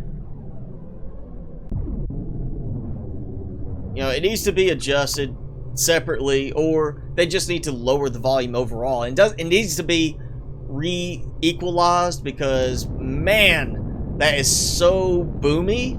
I mean, I even have a sub when I'm just playing the game normally, not streaming or recording, and even with that, it is still way too bassy for it. I mean, that's great if you're using something that helps you feel the low end of it, but it needs to have an adjustment where it lets you turn that on, and by default it is off, because that is just, it's way too boomy in most cases.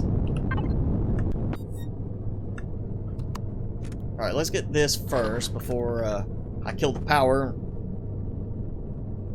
There we go. Alright, we'll go backwards. Start dumping stuff out. Yeah, I'm a little off kilter on my landing too, in addition to the fact that I'm not exactly level on the planet either.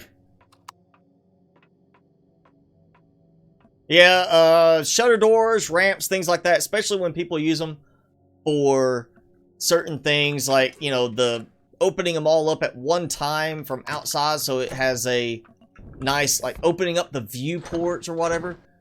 There have been several designs that I've actually had to kind of make sure that it was muted, or I made a point to note that, like, hey, when you flip this switch, be prepared, because it's going to get loud. Because few designs I've looked at and tested, I ended up, like, about, you know, crapping my pants. It was so loud. And out of nowhere, you flip the switch, and it's almost deafening. And I was like, yeah, that's definitely something else that should be adjusted. You know, the volume with those particular things, it should not be that loud for a ramp to open.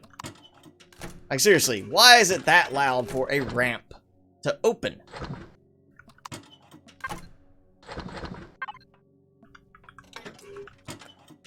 Let's see if there's anything I can actually dump in amongst these. Yeah, that's steel block. Yes. And more armor modules. I did clear some space because I did use a few extra in my new armor get up. And there we go. I'm finally in the third container for everything on my deconstruction list. See how many night vision goggles I have spare right now. Yeah. Config needs more options just overall. Yeah, I mean, like, alright, we'll detour to the config for a moment. Because, like, audio, total volume, music volume, ambient volume. That's it. You can turn the whole volume down, but it doesn't turn down just the thrusters.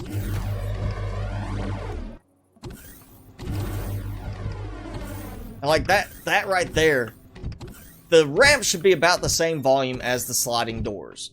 Ramps, shutter doors should be the same volume level as automatic doors, manual doors when they open and close. Should not be something that makes you feel like you're going deaf. Armor, boost, yeah, let's move that. Trying to keep my heavy armor at the top. Ooh, enhanced pistol. I didn't even remember seeing that one. I'm about to start scrapping some weapons, too. Oh, wait, no, not you. Multi-tools go elsewhere. Ammo.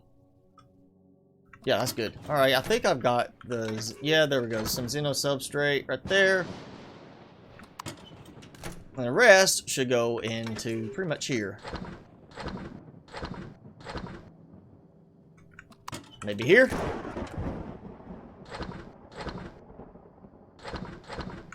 There we go. Now. You know, I could swear I had room for that here. Or actually, no, I'm not. I don't have. It's full. So my reorganizing has helped a bit with this. I'm getting used to the new organization of things, so I'm finding them easier. And oh, let me check here. That's still going. I figured it would have been out of Prometheum a while ago.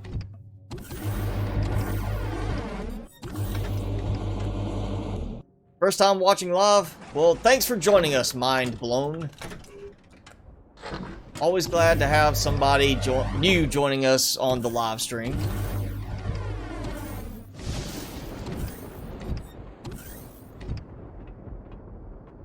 No alarm sounds in the game. So... Huh. Okay, that's weird, because I mean, I've got alarm sounds when a certain thing happens. Oh, you could change it in the config. Well, that should not be the case. If you could change them in the config, then there's no reason at all that you should not be able to change them in the regular option menu in the game. I mean, that's what it's there for. If I can change it in one spot, I should be able to change it in the other. So many generators, which is good. You know, a lot of generators is good. Actually, let me look. I think it was... What did it... Did I do it here? Yeah, I actually had to start taking alien teeth and alien parts out because I had so many stocking up in there. I've actually had to start taking them out. And I'm about to retool this area where one's going to be medical and one's going to be just food.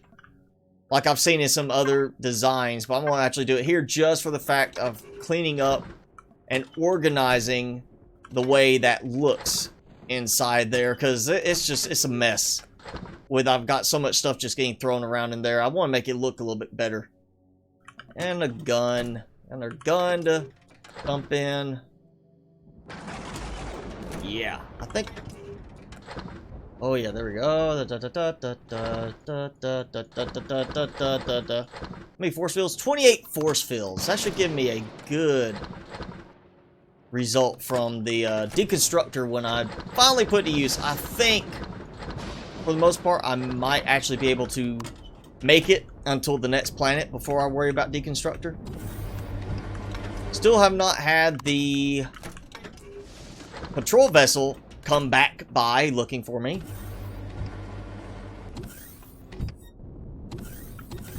And emergency alarm, like what kind of emergency alarm are you talking about, him?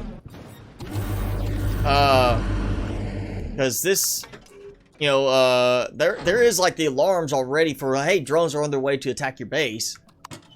So, what kind of like emergency alarm? I mean, you get an alarm when you have no oxygen, it's decompressing, things like that. So I'm assuming you're talking about some kind of other alarm. Like, oh, you just lost a shutter door. Here's an alarm for that. And Bane, yes, this is the same game save I've been playing since Alpha 8 went, you know, the main branch release, not the experimental. I did the experimental run, and then when they did the full release, I started over to take advantage of the new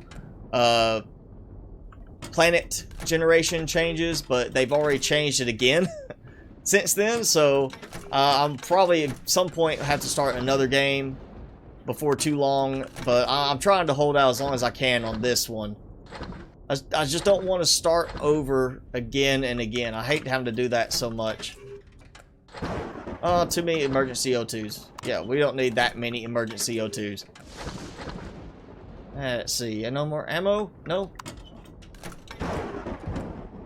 I'm definitely getting more and more to where I want an auto-sorting mechanism for this kind of stuff. Because my modded Subnautica gameplay now, I am loving playing that game once again. I got to the point I was so burned out on it, and now the modded version with all the little like auto-sorting and everything like that is just so much nicer. It just works so much better, and I am really enjoying that game once again because of that. I wish they would add that functionality in here. Even if they do it in the way similar to the way Planet Nomads does. You have to have, like, hey, you know, go and do this to connect between this, and, you know, I'd be fine with that.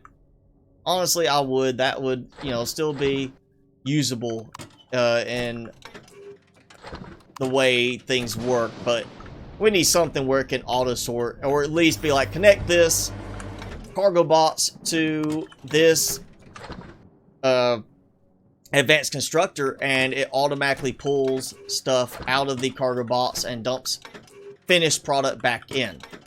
We need something like that, at the least. Come on. That's definitely something we at least need in this game, and I want to do that because I have full oxygen.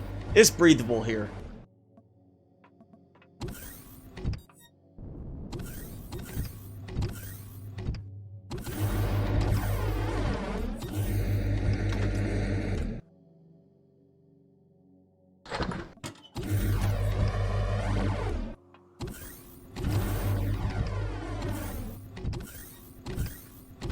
Wrong direction. There we go.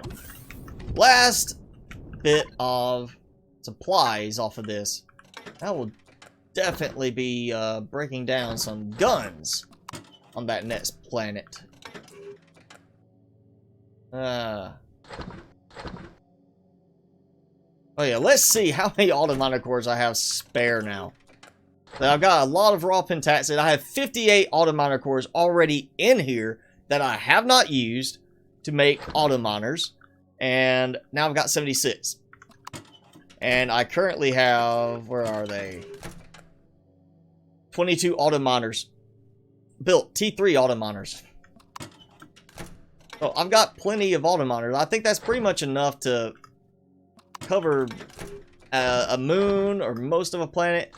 And the reason for having that many is so I can be like, oh hey, here's a moon.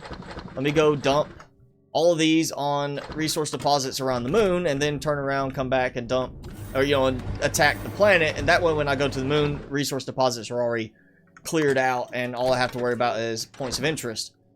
Oh yeah, I did not clear the restroom out of that little one there. We're gonna go look at it. Maybe it's done now. We're getting closer to being done. I feel like it was almost done. It was getting close. And I've got my rations, so I'm good in terms of resource or food at the moment. We're gonna go over here. I want to see this. I think, is that it? There we go.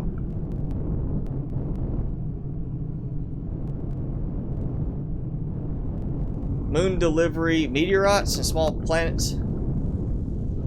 I like the auto-miners because it does get rid of that tediousness of it. But in some cases, it's also, you know, unless you are going to be on that planet for a while, and you go and put an auto-miner on every single, resource deposit, you're going to want to go back and just harvest them out yourself, because look, I mean, this has been going for a while right now to get that far, and see, still saying 50%, so it's not that far. Technically, I could harvest it out myself because it's just the blobs, but I wanted to see how well this would work on getting it, and I think I think that's another thing they changed, is that the auto miners actually get you a little bit more resources in the end than if you just harvest it yourself. Like it fully extracts every bit of the resources out, I think is what kind of like the rationale for that.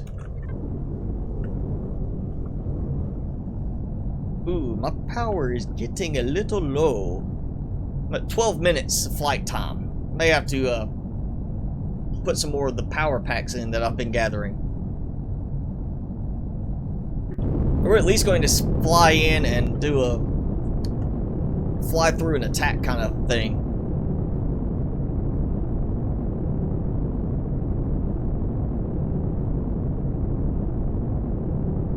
Yeah, I know you could choose to deplete or not deplete, and it used to be it was just automatically not deplete. I liked that in a way to where I could have just huge amounts of resources to build some of these designs. But now, because they've changed it where you have better results from the multi-tool at times, you have the deconstructor, it really is just better, I think, to make it feel more realistic that you're not running out of you're not unlimited resources, because they don't, you know, run out ever. It's better to actually have it reduce the total volume in there and finally run out, because that's the way it should be. You should be running out of supplies. It shouldn't just be all you want. It shouldn't just be a buffet. You just keep going back and getting more and more. Because then why would you leave a planet? You basically have a planet you go back to repeatedly over and over, trying to, you know, that's where you get your resources. You just go back. Now, if you're one of those players that wants to have, like, oh, I want to have a resource operation planet, like a planet where I go in and all I do there is harvest resources, that's what it's for, then yeah, you'll want to turn off the depletion aspect. So you could have like a mining operation on a planet where it's going to be permanent. You're just going to keep going back. And okay, I got it. Try and take out the turrets first. That way I can lure the drones away. Come on. Come on, this way. Here, little doggy. Come on. Did they freeze up for a moment? Like they didn't know what to do with me flying around and maneuvering, outgunning them?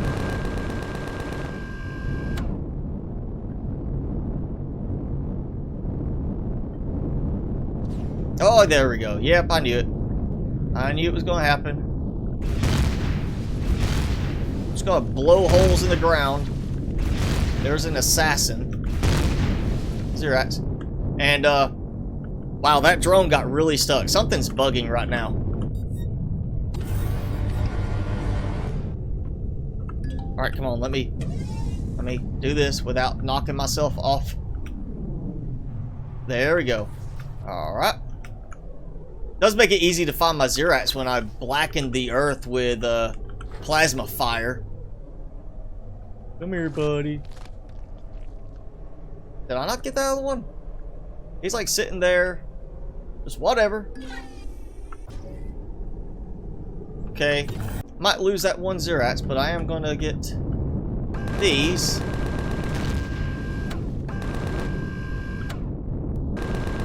Come on.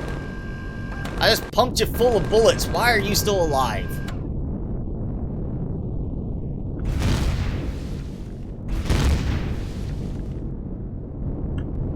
Okay, let's do this. I'm hopping up top.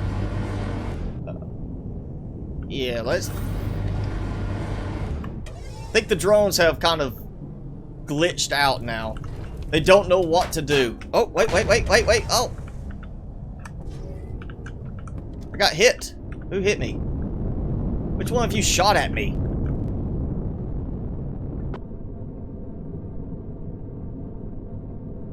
Seriously, which one of them was shooting at me?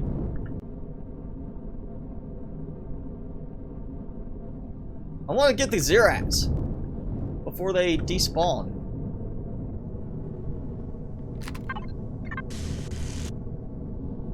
Oh, you. Finally, you're actually doing something.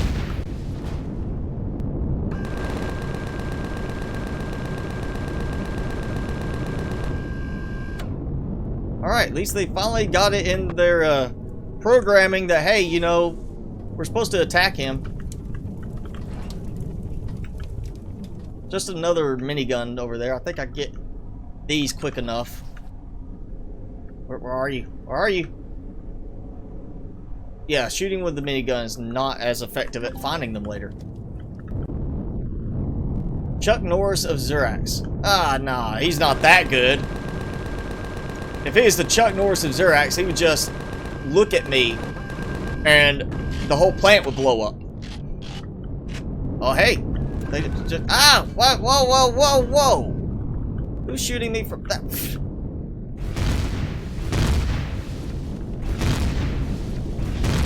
Alright, come here. Yeah. There we go. Okay, before all these other guys come after me, I want to get some Xerax loot. Let's see. You know, this gives me ammo, this gives me food. Stuff I can use right now while I am looting a base. Like, oh, maybe I missed this one. Get you? No, I didn't get you either. There you go. Another Didn't I miss one of the plasma drones too? I was getting attacked. I think that's, yeah, I was going to go get them.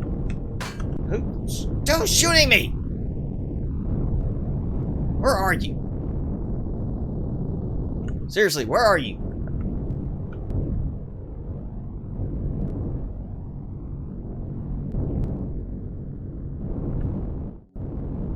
I'm being shot by them over there, or I'm being shot by something. Ooh. No drone up top. It's like I'm being shot long range. Did you see it? I didn't see him. I don't see any shots being fired from in the distance either. Like, there should be a blast from the gun barrel that looks like it's just bullets. And not like, come on, let me get close enough. Ah. Oh, and it despawned. Alright. Hi, guys.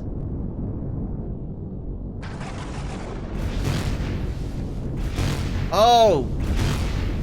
Sentry gun turrets.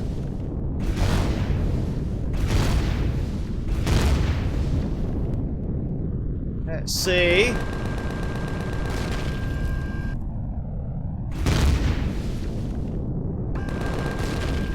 What, really? Being shot from the other side one too? Alright. Lots of Xerax. Yeah, I'm seeing the comment about it being the outpost a little too late because I was a little concentrated on trying to find who was shooting me. Hopefully so I could get that plasma drone, make sure I didn't miss it. And then it despawned. I don't want to sit here and just keep getting shot at non-stop either. It's just slowly wearing out your, the armor blocks on your ship. Okay. Now there's drones over there. They're not coming after me for some reason at the moment. I'm out of their attack range. Oh! I heard a shotgun too. Oh, and there's more. Oh yeah, there's a a full set of patrols out here. Whoa, whoa, whoa, whoa. Good thing I have a pretty maneuverable little vessel here. This is where I need my hover tank. Come in with the gun set full bore. Attack everything that comes at me.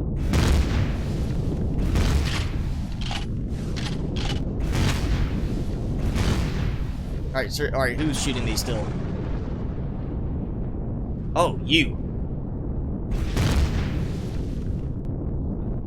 Not you. I was getting shot.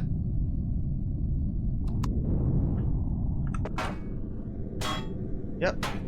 Oh! One I can't even see. There we go.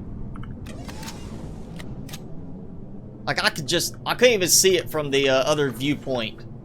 He's shooting me from the other side. I just want to kill all these Zerats and get stuff from them, you know? It's supplies. It's free stuff. Freebies. You know, Zerats Supermart. So come on, come on. Oh, come on. There we go.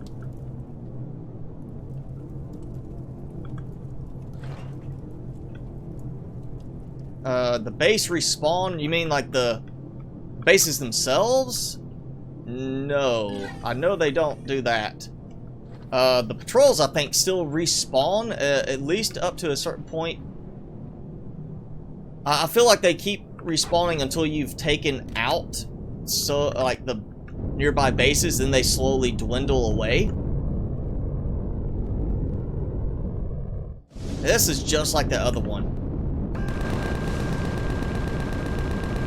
which is like the elevator shaft, I think it was. There we go.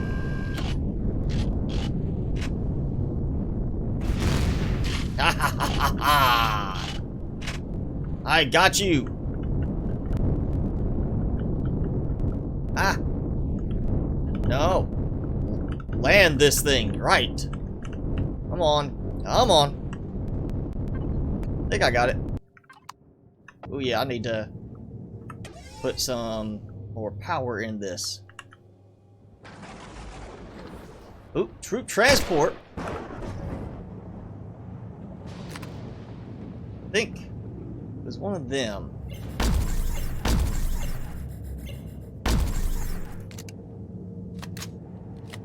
If you keep the core 2 days, they'll respawn. Turrets, troops, and drones?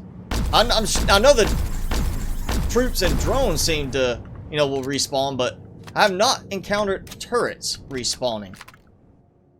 That would be a brand new one right there. When you say turrets, I'm assuming you mean the inside turrets. Oh, hey, this one actually had a combat mechanoid in here. This one's a little different. And he's still super easy. Yeah, another spawner. Oh, man. Out of room already. Need to get in here. Oh, don't. Ah.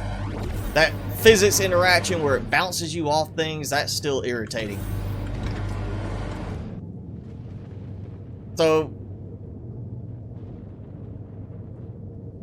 as long as one block is left and you can't core it, I've never seen a base regenerate, period. Of course, normally I do go in and get rid of the core, period. I don't usually leave the core. Oh, yeah, those I need to take there. Yep, that. Oh. Again, I want an auto sorter. Give me auto sorting. Let's just dump everything in and it goes to the right place. Make things so much easier on this kind of stuff. You just go, oh yeah, that's gotta be refrigerated. It goes here. This is medical. Put all this stuff here. This is power. Put it here. Actually, I'm getting a lot of the large Promethean packs. So we'll use more of those.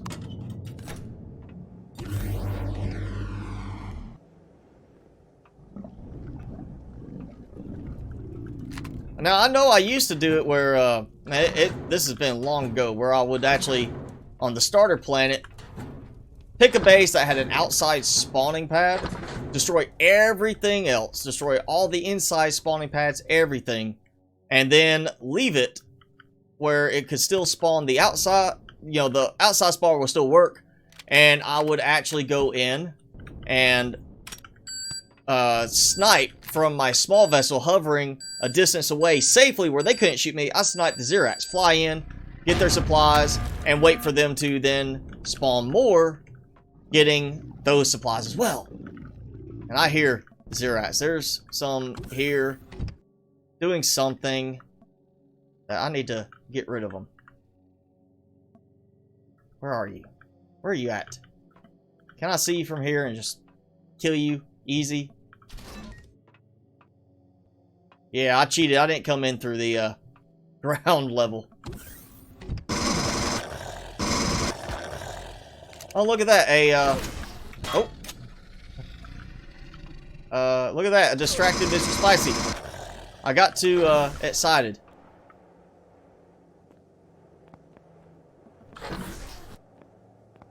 What's with the switch here? Oh. Here. Overseer. Sounds like, yeah, Overseer. So we're gonna do this. I'm gonna get my core now. I should have gone and made some more cores while I knew I had all the resources for it. 8.0, then, yeah, I have not given them enough time yet for them to actually regenerate at any point. Just because I really don't want to give them the chance to, you know, keep going. Like, if I go after the drone base, I'm going after the drone base to take it out so they won't bother me. And in most cases, I'm going after stuff so I can, you know, go ahead and get out of there. Get out of the planet, get gone. Be done with it.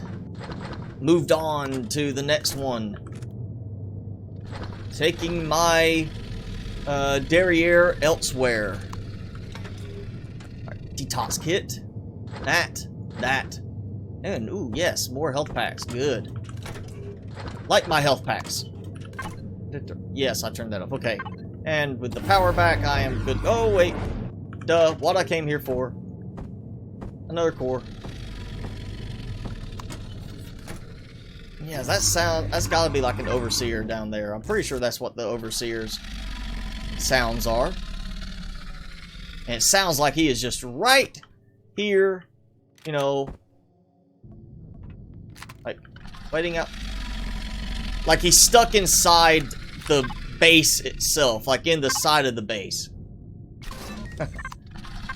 Alright, let's, come on, give me oxygen. None. Well, then you get taken apart.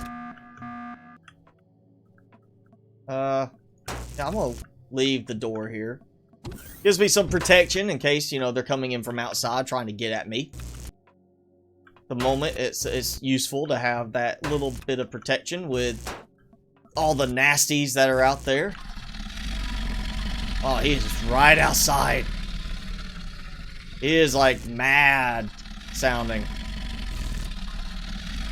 You know, overseers are not good for harvesting for food, but they give you refined pentacid. It's like, what are they doing? Are they carrying refined pentacid with them? Or are they just like, do they eat raw pentacid and then poop it out refined?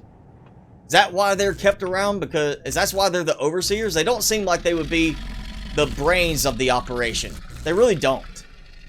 I mean, to me, it just seems like they're kind of like brute muscle. Why are they out patrolling around if they are overseers? They're supposed to be overseeing, you know. Oh no. Oh no.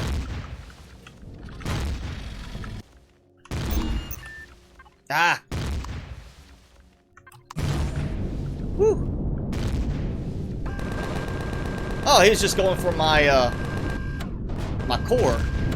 And who is...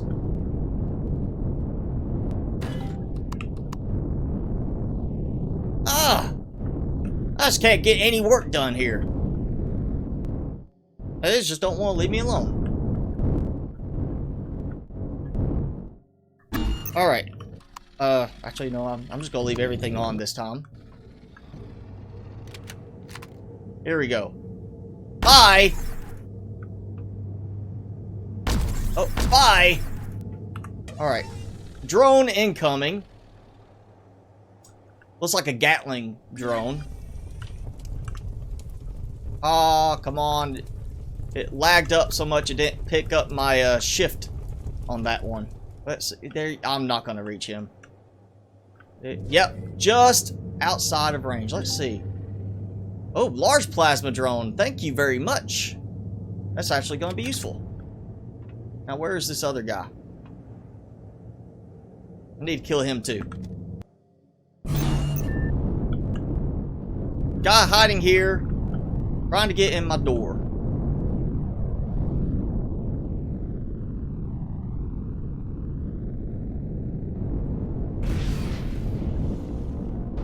That was a little delayed. Whoa, whoa, whoa, whoa, whoa.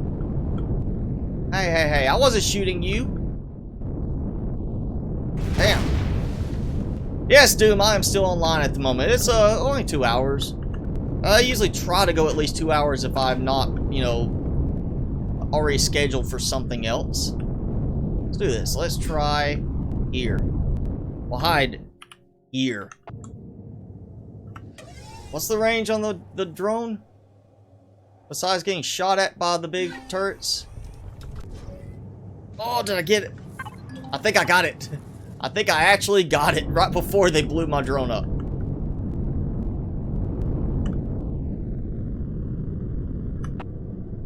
Alright. This. Pop out real quick.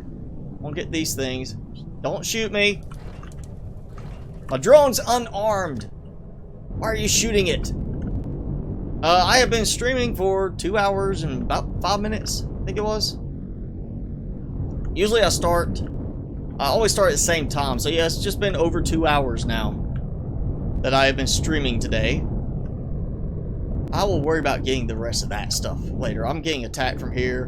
Got a stealth outpost and another base over here. I think I need to blow up the base defenses.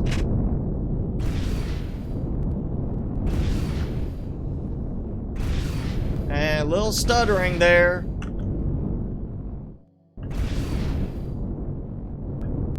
Woo! Whoa, whoa, whoa, whoa, whoa. There we go. A little bit. Oh, I did it. I got it. All right, you. But yeah, that helps. Not having the deposit text over it helps. Now, what is stuttering so bad right now? Whoa! Yeah, stuttering is not helping me any at the moment. Alright, drive by shooting at you. Oh, come on. I've hit them with 2 shots before from that. This usually took them out. Oh. What? Oh, come on. That was a full-on 4 shots there. There, that was like the second one on it.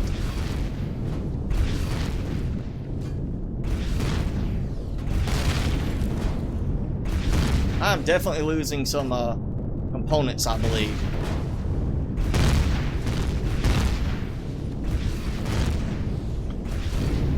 Oh yeah, look at that. It like suddenly shot only one of them, it looked like. And the drone's just kind of confused at seeing up there.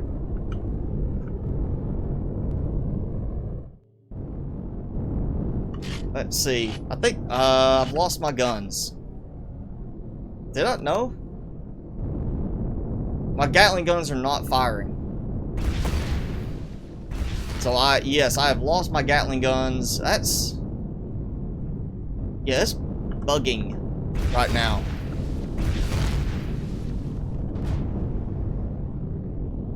Yeah, my Gatling guns won't work, so it's bugging. Look, the drones are floating in the air. Alright, oh, of course. As soon as I go get my little drone going out there to try and do something with it, I don't think it's the ammo box, because the ammo boxes are all inside. Alright, plasma drone. I want the plasma drone. I want the plasma drone because that's going to give me really good stuff. At least one of them.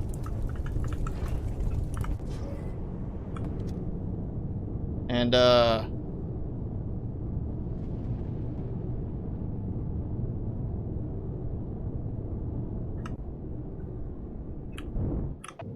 let's see. Yeah, now I don't even have the Gatling gun showing anymore. So I've lost my Gatling guns. All I've got now is my plasma cannons. That's all I've got.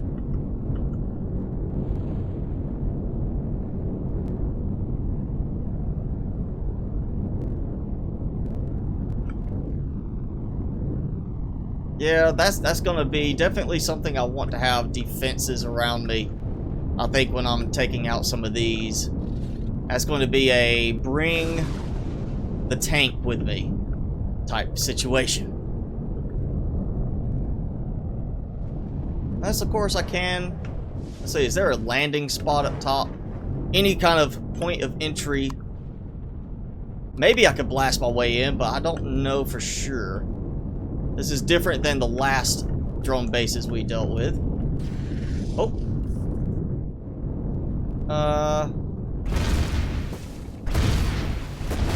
There we go. Ugh. Okay, I'm gonna try.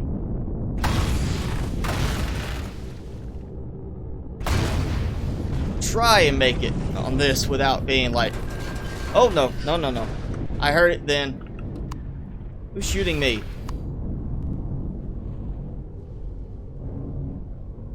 Are there any? Oh, there you are. Like, I just want to sit still. I just want to land here, do a little stuff in the base without my ship being taken apart. Okay, troop transport probably is going to be crap, but let's... There we go.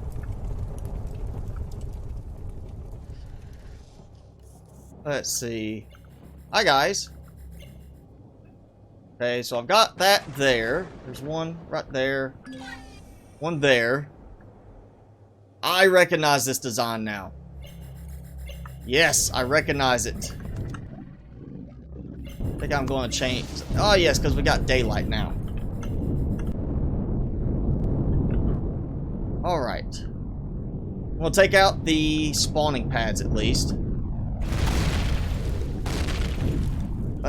Then I'm gonna have to go back. Because, yeah, I'm getting, like, hit from every direction. I hear it. It's bugging up to... Yeah, it's time to get out of the area because apparently it's just gonna keep stuttering on me.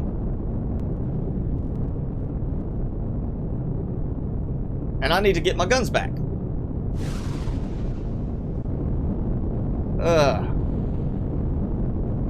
The Nelson Mandela Space Station. Or Nelson Mandela School Space Station.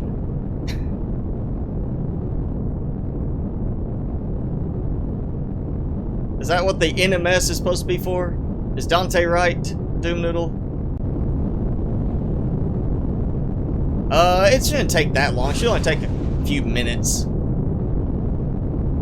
We've taken a good bit of damage before and had it repaired fairly quickly. I'm gonna take supplies out before I start the repair so I can actually have it doing that while I'm at least putting some stuff away. And then, like I said, we'll end up doing this as a hover tank thing for that location over there, just because I want to have something defending me while I am out working, not getting shot at constantly. And it's not that far away from here. This is good proximity to the bases over there. Let me go ahead and get my food out first. If I can, I need to put some of this in. Oh yeah, that would help. Do like this. And, oh yeah, ammo. Get that out. I'll dump it all in just for the moment so I can organize a few things. Oh, troop transport's approaching. I guess the other one was stuck. And so it's like, oh hey, but now that he's destroyed this one, we can actually launch and do our thing. You know, go over here, take care of everything. Alright, and now, yeah, let's actually maneuver in. If I can. This is going to be interesting. It's always interesting trying to maneuver these in like this. Because of it doing that. Alright, let's think. Can't be too close to the other ship. Alright, power's off. Lost my food. Thanks for hanging out, Eric. See you next time. No Man's Sky. Okay, so you're gonna do a No Man's Sky base design. Alright, there we go. So I've got a full row of rations now. I do not need any more rations. Tons of trauma kits. One of the things I was, like, I need to make more of these now because of all this other stuff happening. I need, a place to use all this up. See that? Plus, I had so many, like, of this, protein bars. I needed a way to use them, so I made a bunch of extra stuff off screen. And it's stuttering again, even still. Let's see. Alright, maybe I can get... Alright, that's most of it. Let's go. Got a couple things I can drop off first. Like that. And some ammo stuff. Get some of that out of the way. Alright, let's see how my repair is going to cost. Repair. Repair to template. Yeah, this is going to take a good bit. Total repair time, 1 minute, 39 seconds. So, not going to take that long. So that shouldn't be a problem. I actually have enough in it already. So there we go. We'll let that go while I get this going, and then whatever's left at the end, we could chat. I know how painful that will be for everyone, but yeah, we can chat. We'll throw this stuff in there. Not that. I clicked on the tubes and then it stuttered and selected the other thing I hovered over. This is getting, yeah, stuttering. This seems the longer I play, especially the more I'm flying around doing stuff, the worse it's getting with the stuttering aspect.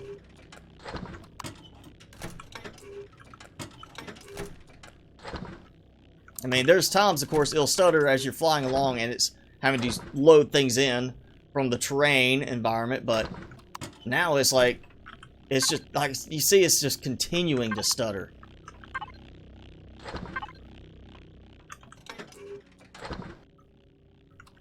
And that, I've actually got so many hot beverages, I don't know what to do with them. Actually, no, I did use them. I had to use them for, I used them up for extra rations.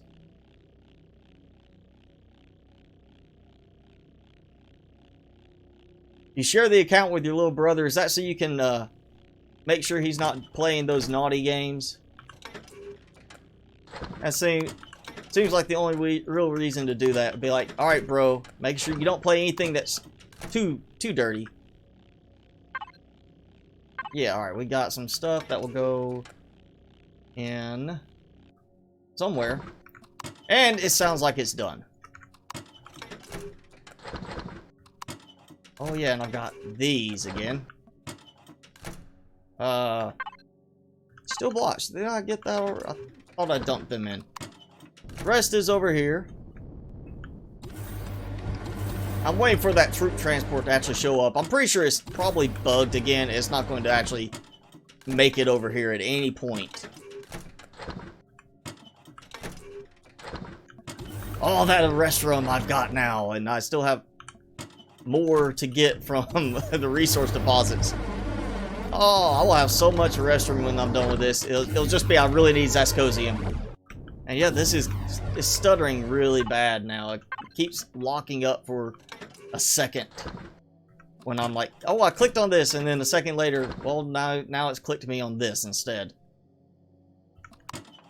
So it's starting to get like that again. There's another stutter right there.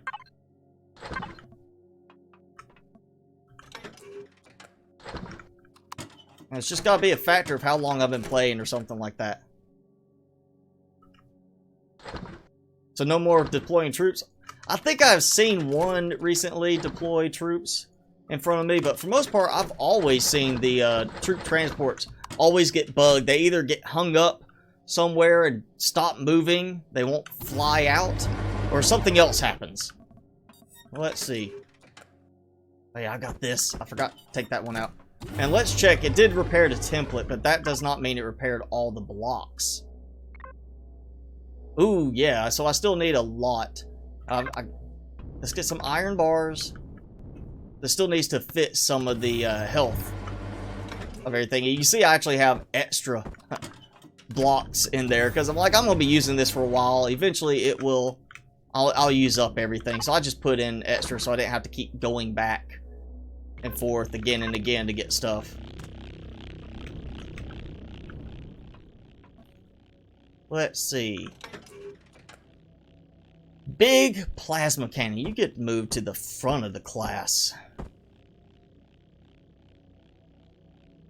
You know, I don't like that the enhanced weapons are not repairable, but that is balancing things in the game. You know what? Let's eat some of my food that I have way too much of. Like, you don't even have to make food in the game. Just go and attack some Xerax patrols. You'll have plenty. Monty, I am playing single player. Always play single player. Yeah, they do need to fix things. Like, I mean, I can understand certain weapons, like when you hit the drones and they kind of knock to the side. The light drones should do that. Like the really small ones, it should be a case that you hit them, they kind of flip to the side because hard impact knocks them off balance. Maybe not completely flipping them around, but at least do something like that. And then, you know, bigger drones should take heavier hits, like heavier weapon fire would be required to do that. And actually, let's look now that I'm repaired. 135 HMSL, LS Charge SV, and Railgun bullets. Let's look and see if I've got any of those now in my ammo stockpile.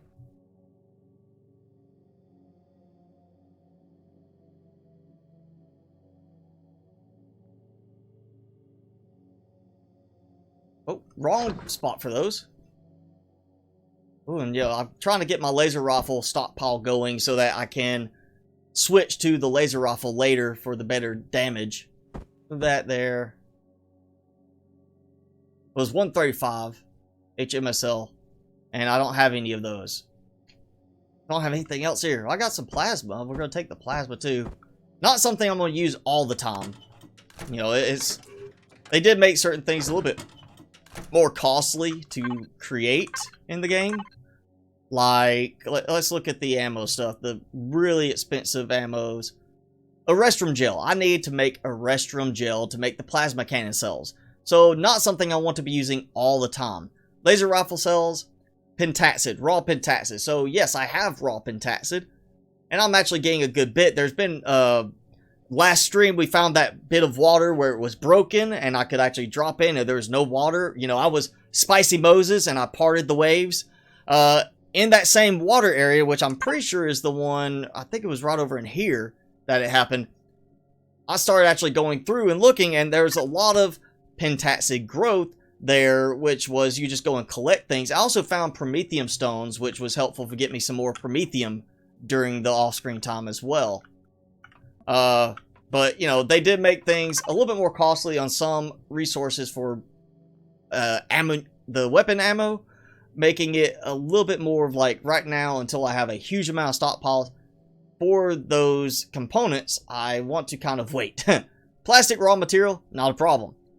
Raw pentacid, you know, not that bad right now, but it's, you know, eventually it will be a problem where if I'm actually needing some pentacid, that's tedious to get. So I want to kind of wait at the moment. But whenever this rifle fails, I'll probably switch to laser rifle then at that point. I just have so much ammo coming in from the Xerax on the projectile rifle rounds that it's so good for that. The weapons, you know, I think they actually are fairly balanced. If you look at some of the weapons, let's pull up the weapons here, like the enhanced plasma cannon, a lot of explosion damage, radius, but slow rate of fire, of course. And then, like, we'll go enhanced minigun, high rate of fire, but very low damage. So they have done pretty good on balancing certain things out in the game. My preference is still either, you know, the laser rifle, which is 115 damage, but higher, you know, 400 RPM. And then damage multiplier for the headshots is 3.5. And then if you go to this, you've got the, you know, lower damage per shot. So 115 for the enhanced laser rifle, and then enhanced pulsar rifle tier 2 is 73. But this has 600 RPM. The laser is 400 RPM. And this has a damage multiplier on headshots of 4. So you get a lot there. And I'm assuming you're talking about mostly the handheld weapons, not so much like the other weapons. Like, you didn't specify. Since we're talking about these right now, I figured we're talking about the handheld ones. But yeah, there is some stuff that's like, it's almost to that point of being overpowered to me, but in some cases it's not so bad. And then you have, I mean, especially earlier, I sat there and had 4 plasma blasts hitting some of those sentry guns on the base, and it took 4 rounds of shots to take them down. In most cases, that was all 4 blasts hitting them at once. So a good bit of damage on those. I've got 15mm bullets here. I've got, yeah, that's all the low amount of stuff I have.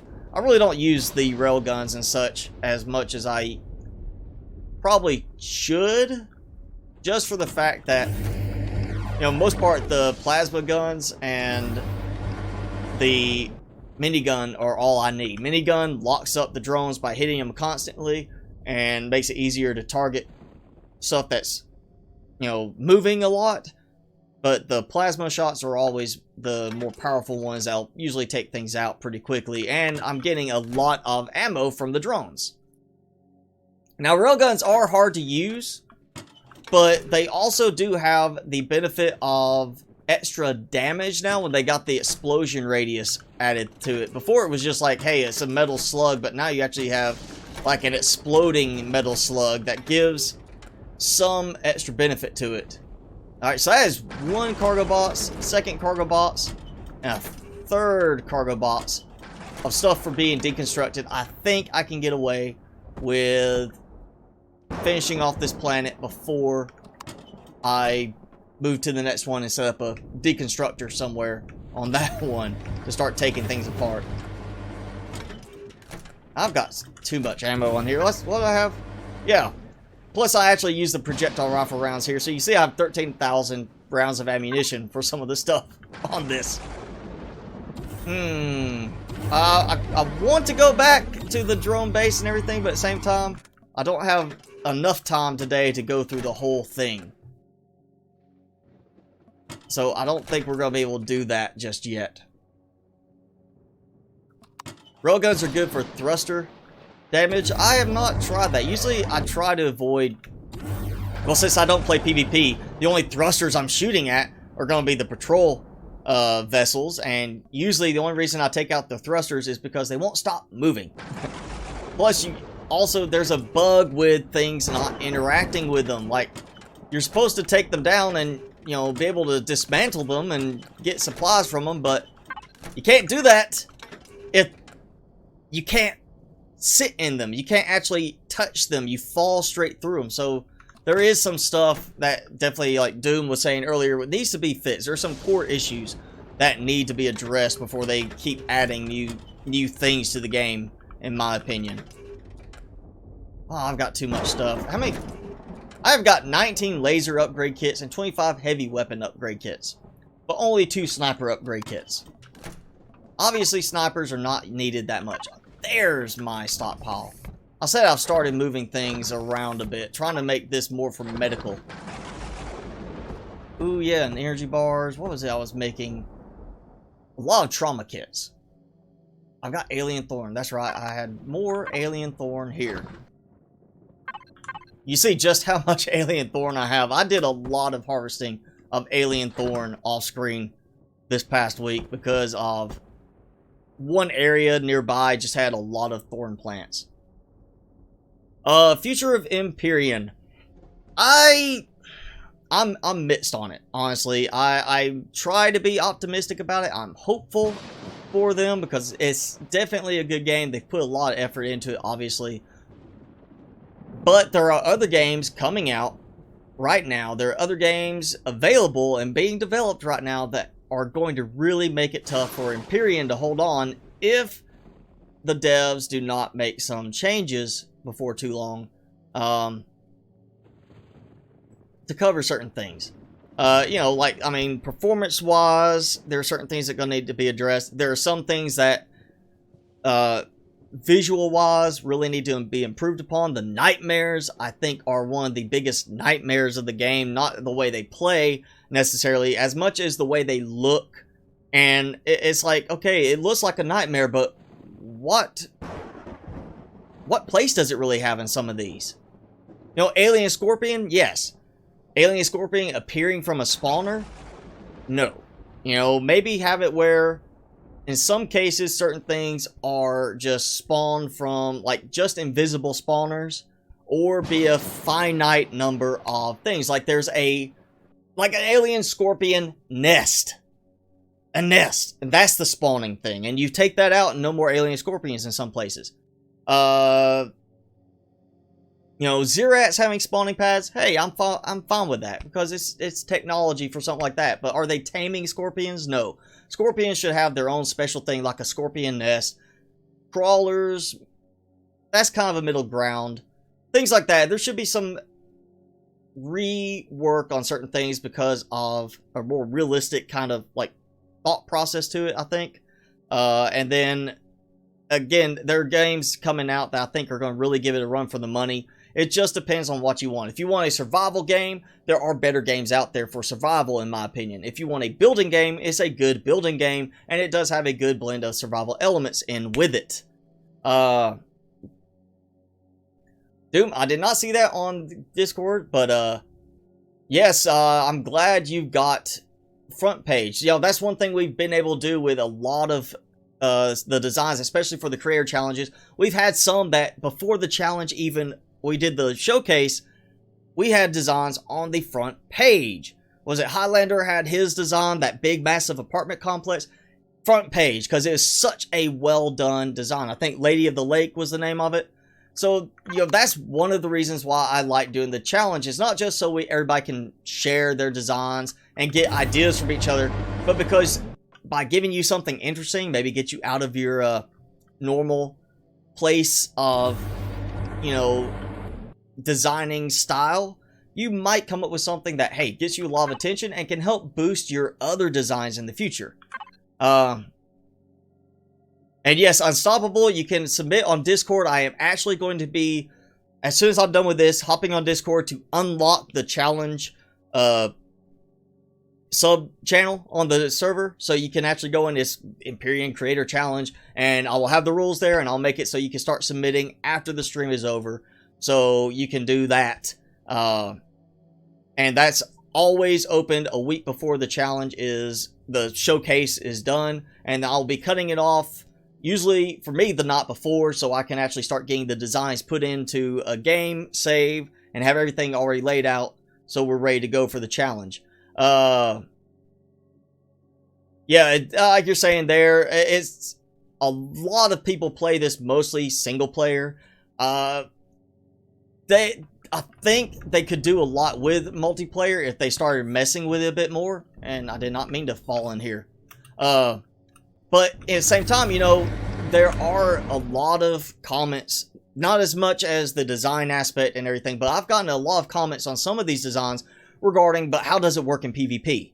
And while there's not as many people playing multiplayer and doing PvP, I still like the idea of trying to cover things for everybody in terms of certain things, which is why I have been really working on trying to come up with a overall rework of my showcase videos so I can get more in depth on other aspects for other people's play styles of the game beyond just the way I play and some of us play. You know, I'm not a big builder. I like to do this for the survival aspect and trying out interesting designs. I like using designs off the workshop because I have yet to find a prefab design that looks as good as the stuff that gets submitted on the workshop. Yes, there are certain designs that now are prefabs that were originally from the workshop, and that's going to continue because honestly, I think there are some people on the workshop that do creations for it that are way better at creating good looking designs, realistic looking designs, and highly functional designs than the Empyrion creators. So that's another reason why I like the challenge show, the creator challenge, because we might get something that ends up being like, that is such a great design that either they implement some new feature because of it, or we end up having somebody create a design in our challenges that the devs end up liking so much they incorporate it as a prefab in the game. And thank you for that subscribe, you Mesmo. I'm still doing Subnautica, and Doom Noodle is a big Subnautica person too, and I see him popping that in chat. And thank you, Monty. I love, thank you for watching, and I do have my accent. Everybody has one, but I try not to get too bothered by it if somebody makes fun of it. It's a factor of where I am from, where I grew up. And I'll continue to be doing Empyrion stuff as long as it holds my attention. I do have a new game, that Breath Edge I mentioned earlier, I'm going to be checking out probably later this weekend. I do like the idea of that, and I just noticed apparently I either hit something or it failed to repair this. That was weird. There's like one block on here that did not get, or a bunch of blocks that did not get repaired when I had it do repair last time. That is weird. I told it to repair it. Oh, I'm gonna have to redo the repair on this. Okay, I just noticed that looking at it is like, that's busted. Why is that busted? And I'm gonna be taking that out for the next live stream. But yeah, maybe I landed on that block and it broke it. But I'm still going to be doing stuff like this. And hey, Argonath, you are a bit late because we are actually finishing up the stream right now. But yeah, that's, as long as Empyrion holds my attention, I'm still going to be doing it. As long as I feel good about the workshop design videos, I will still be doing them. I try to limit certain things to where I do not get burned out on them. I don't want to be focused around one game for the channel, because that's where you burn out. If you're playing one game all the time, you burn out on it. You don't want to play it anymore, and then your channel suffers, whether it's YouTube or Twitch. So I try to keep things to a variety, and that's why I do a lot of different games. But I will still be doing Empyrion for a good while until at least, like I said, I start to kind of lose interest in it.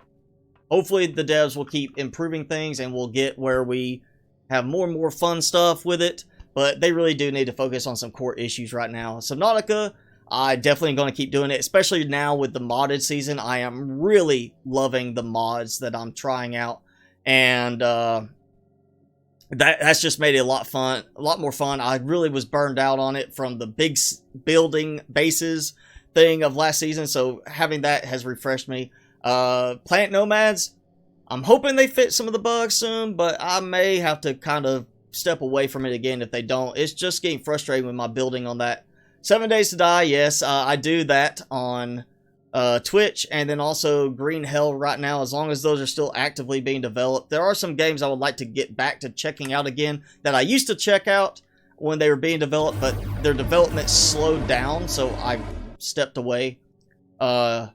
I cannot stop the workshop showcase. I don't plan to, but I am starting to get a little worn on it at the moment, honestly, which is why I'm trying to come up with a way to revamp it and make it not only more enjoyable for me again, but to make it even better than it has been, because I have done something like 120 videos in the workshop series so far. I know it's way over 100 now.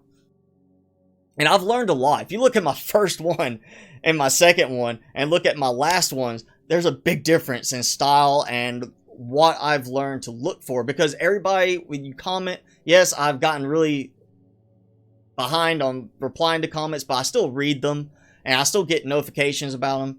And I still look at them. So I've gotten a lot of things people have pointed out in comments that I didn't think to look at, or ways of playing people have mentioned either in comments or here in chat, and I have always tried to remember that and think of new things to add. So I'm trying to come up with better stuff to do for the showcases that will allow it to be a little bit more diversified and widespread for a variety of playstyles, and not focus on the way just I play and what fits from my playstyle, but really focus on it as saying, this design is good for this, not as good in this aspect, and great in this aspect, and having it kind of broken into different sections.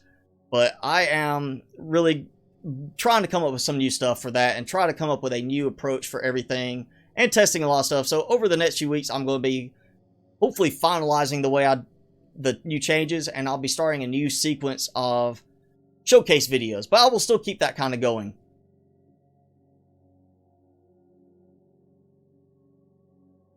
All right. Well, thank you, Argonaut, for that. Even thank you for saying I'm wrong. Yes, I'm still gonna keep going with it. I just want to try to get things back to where I feel better about them. I'm kind of getting burned on them. Like I said, it's not so much I'm tired of doing them. It's more of I feel like I'm just spinning my wheels the same way every time. I want to do something different. I want to improve upon them and make them even better, and that will rejuvenate me a bit on it, I feel like. But I will definitely keep them going and just keep everything going. As long as people are interacting and watching and commenting, I'm going to keep stuff going. But, you know, at some point, it'll either be something's not working for the channel, or I am burned out on something and I'll have to switch to something new. Because eventually I would like to do this full time. This would be nice to have as a full-time job.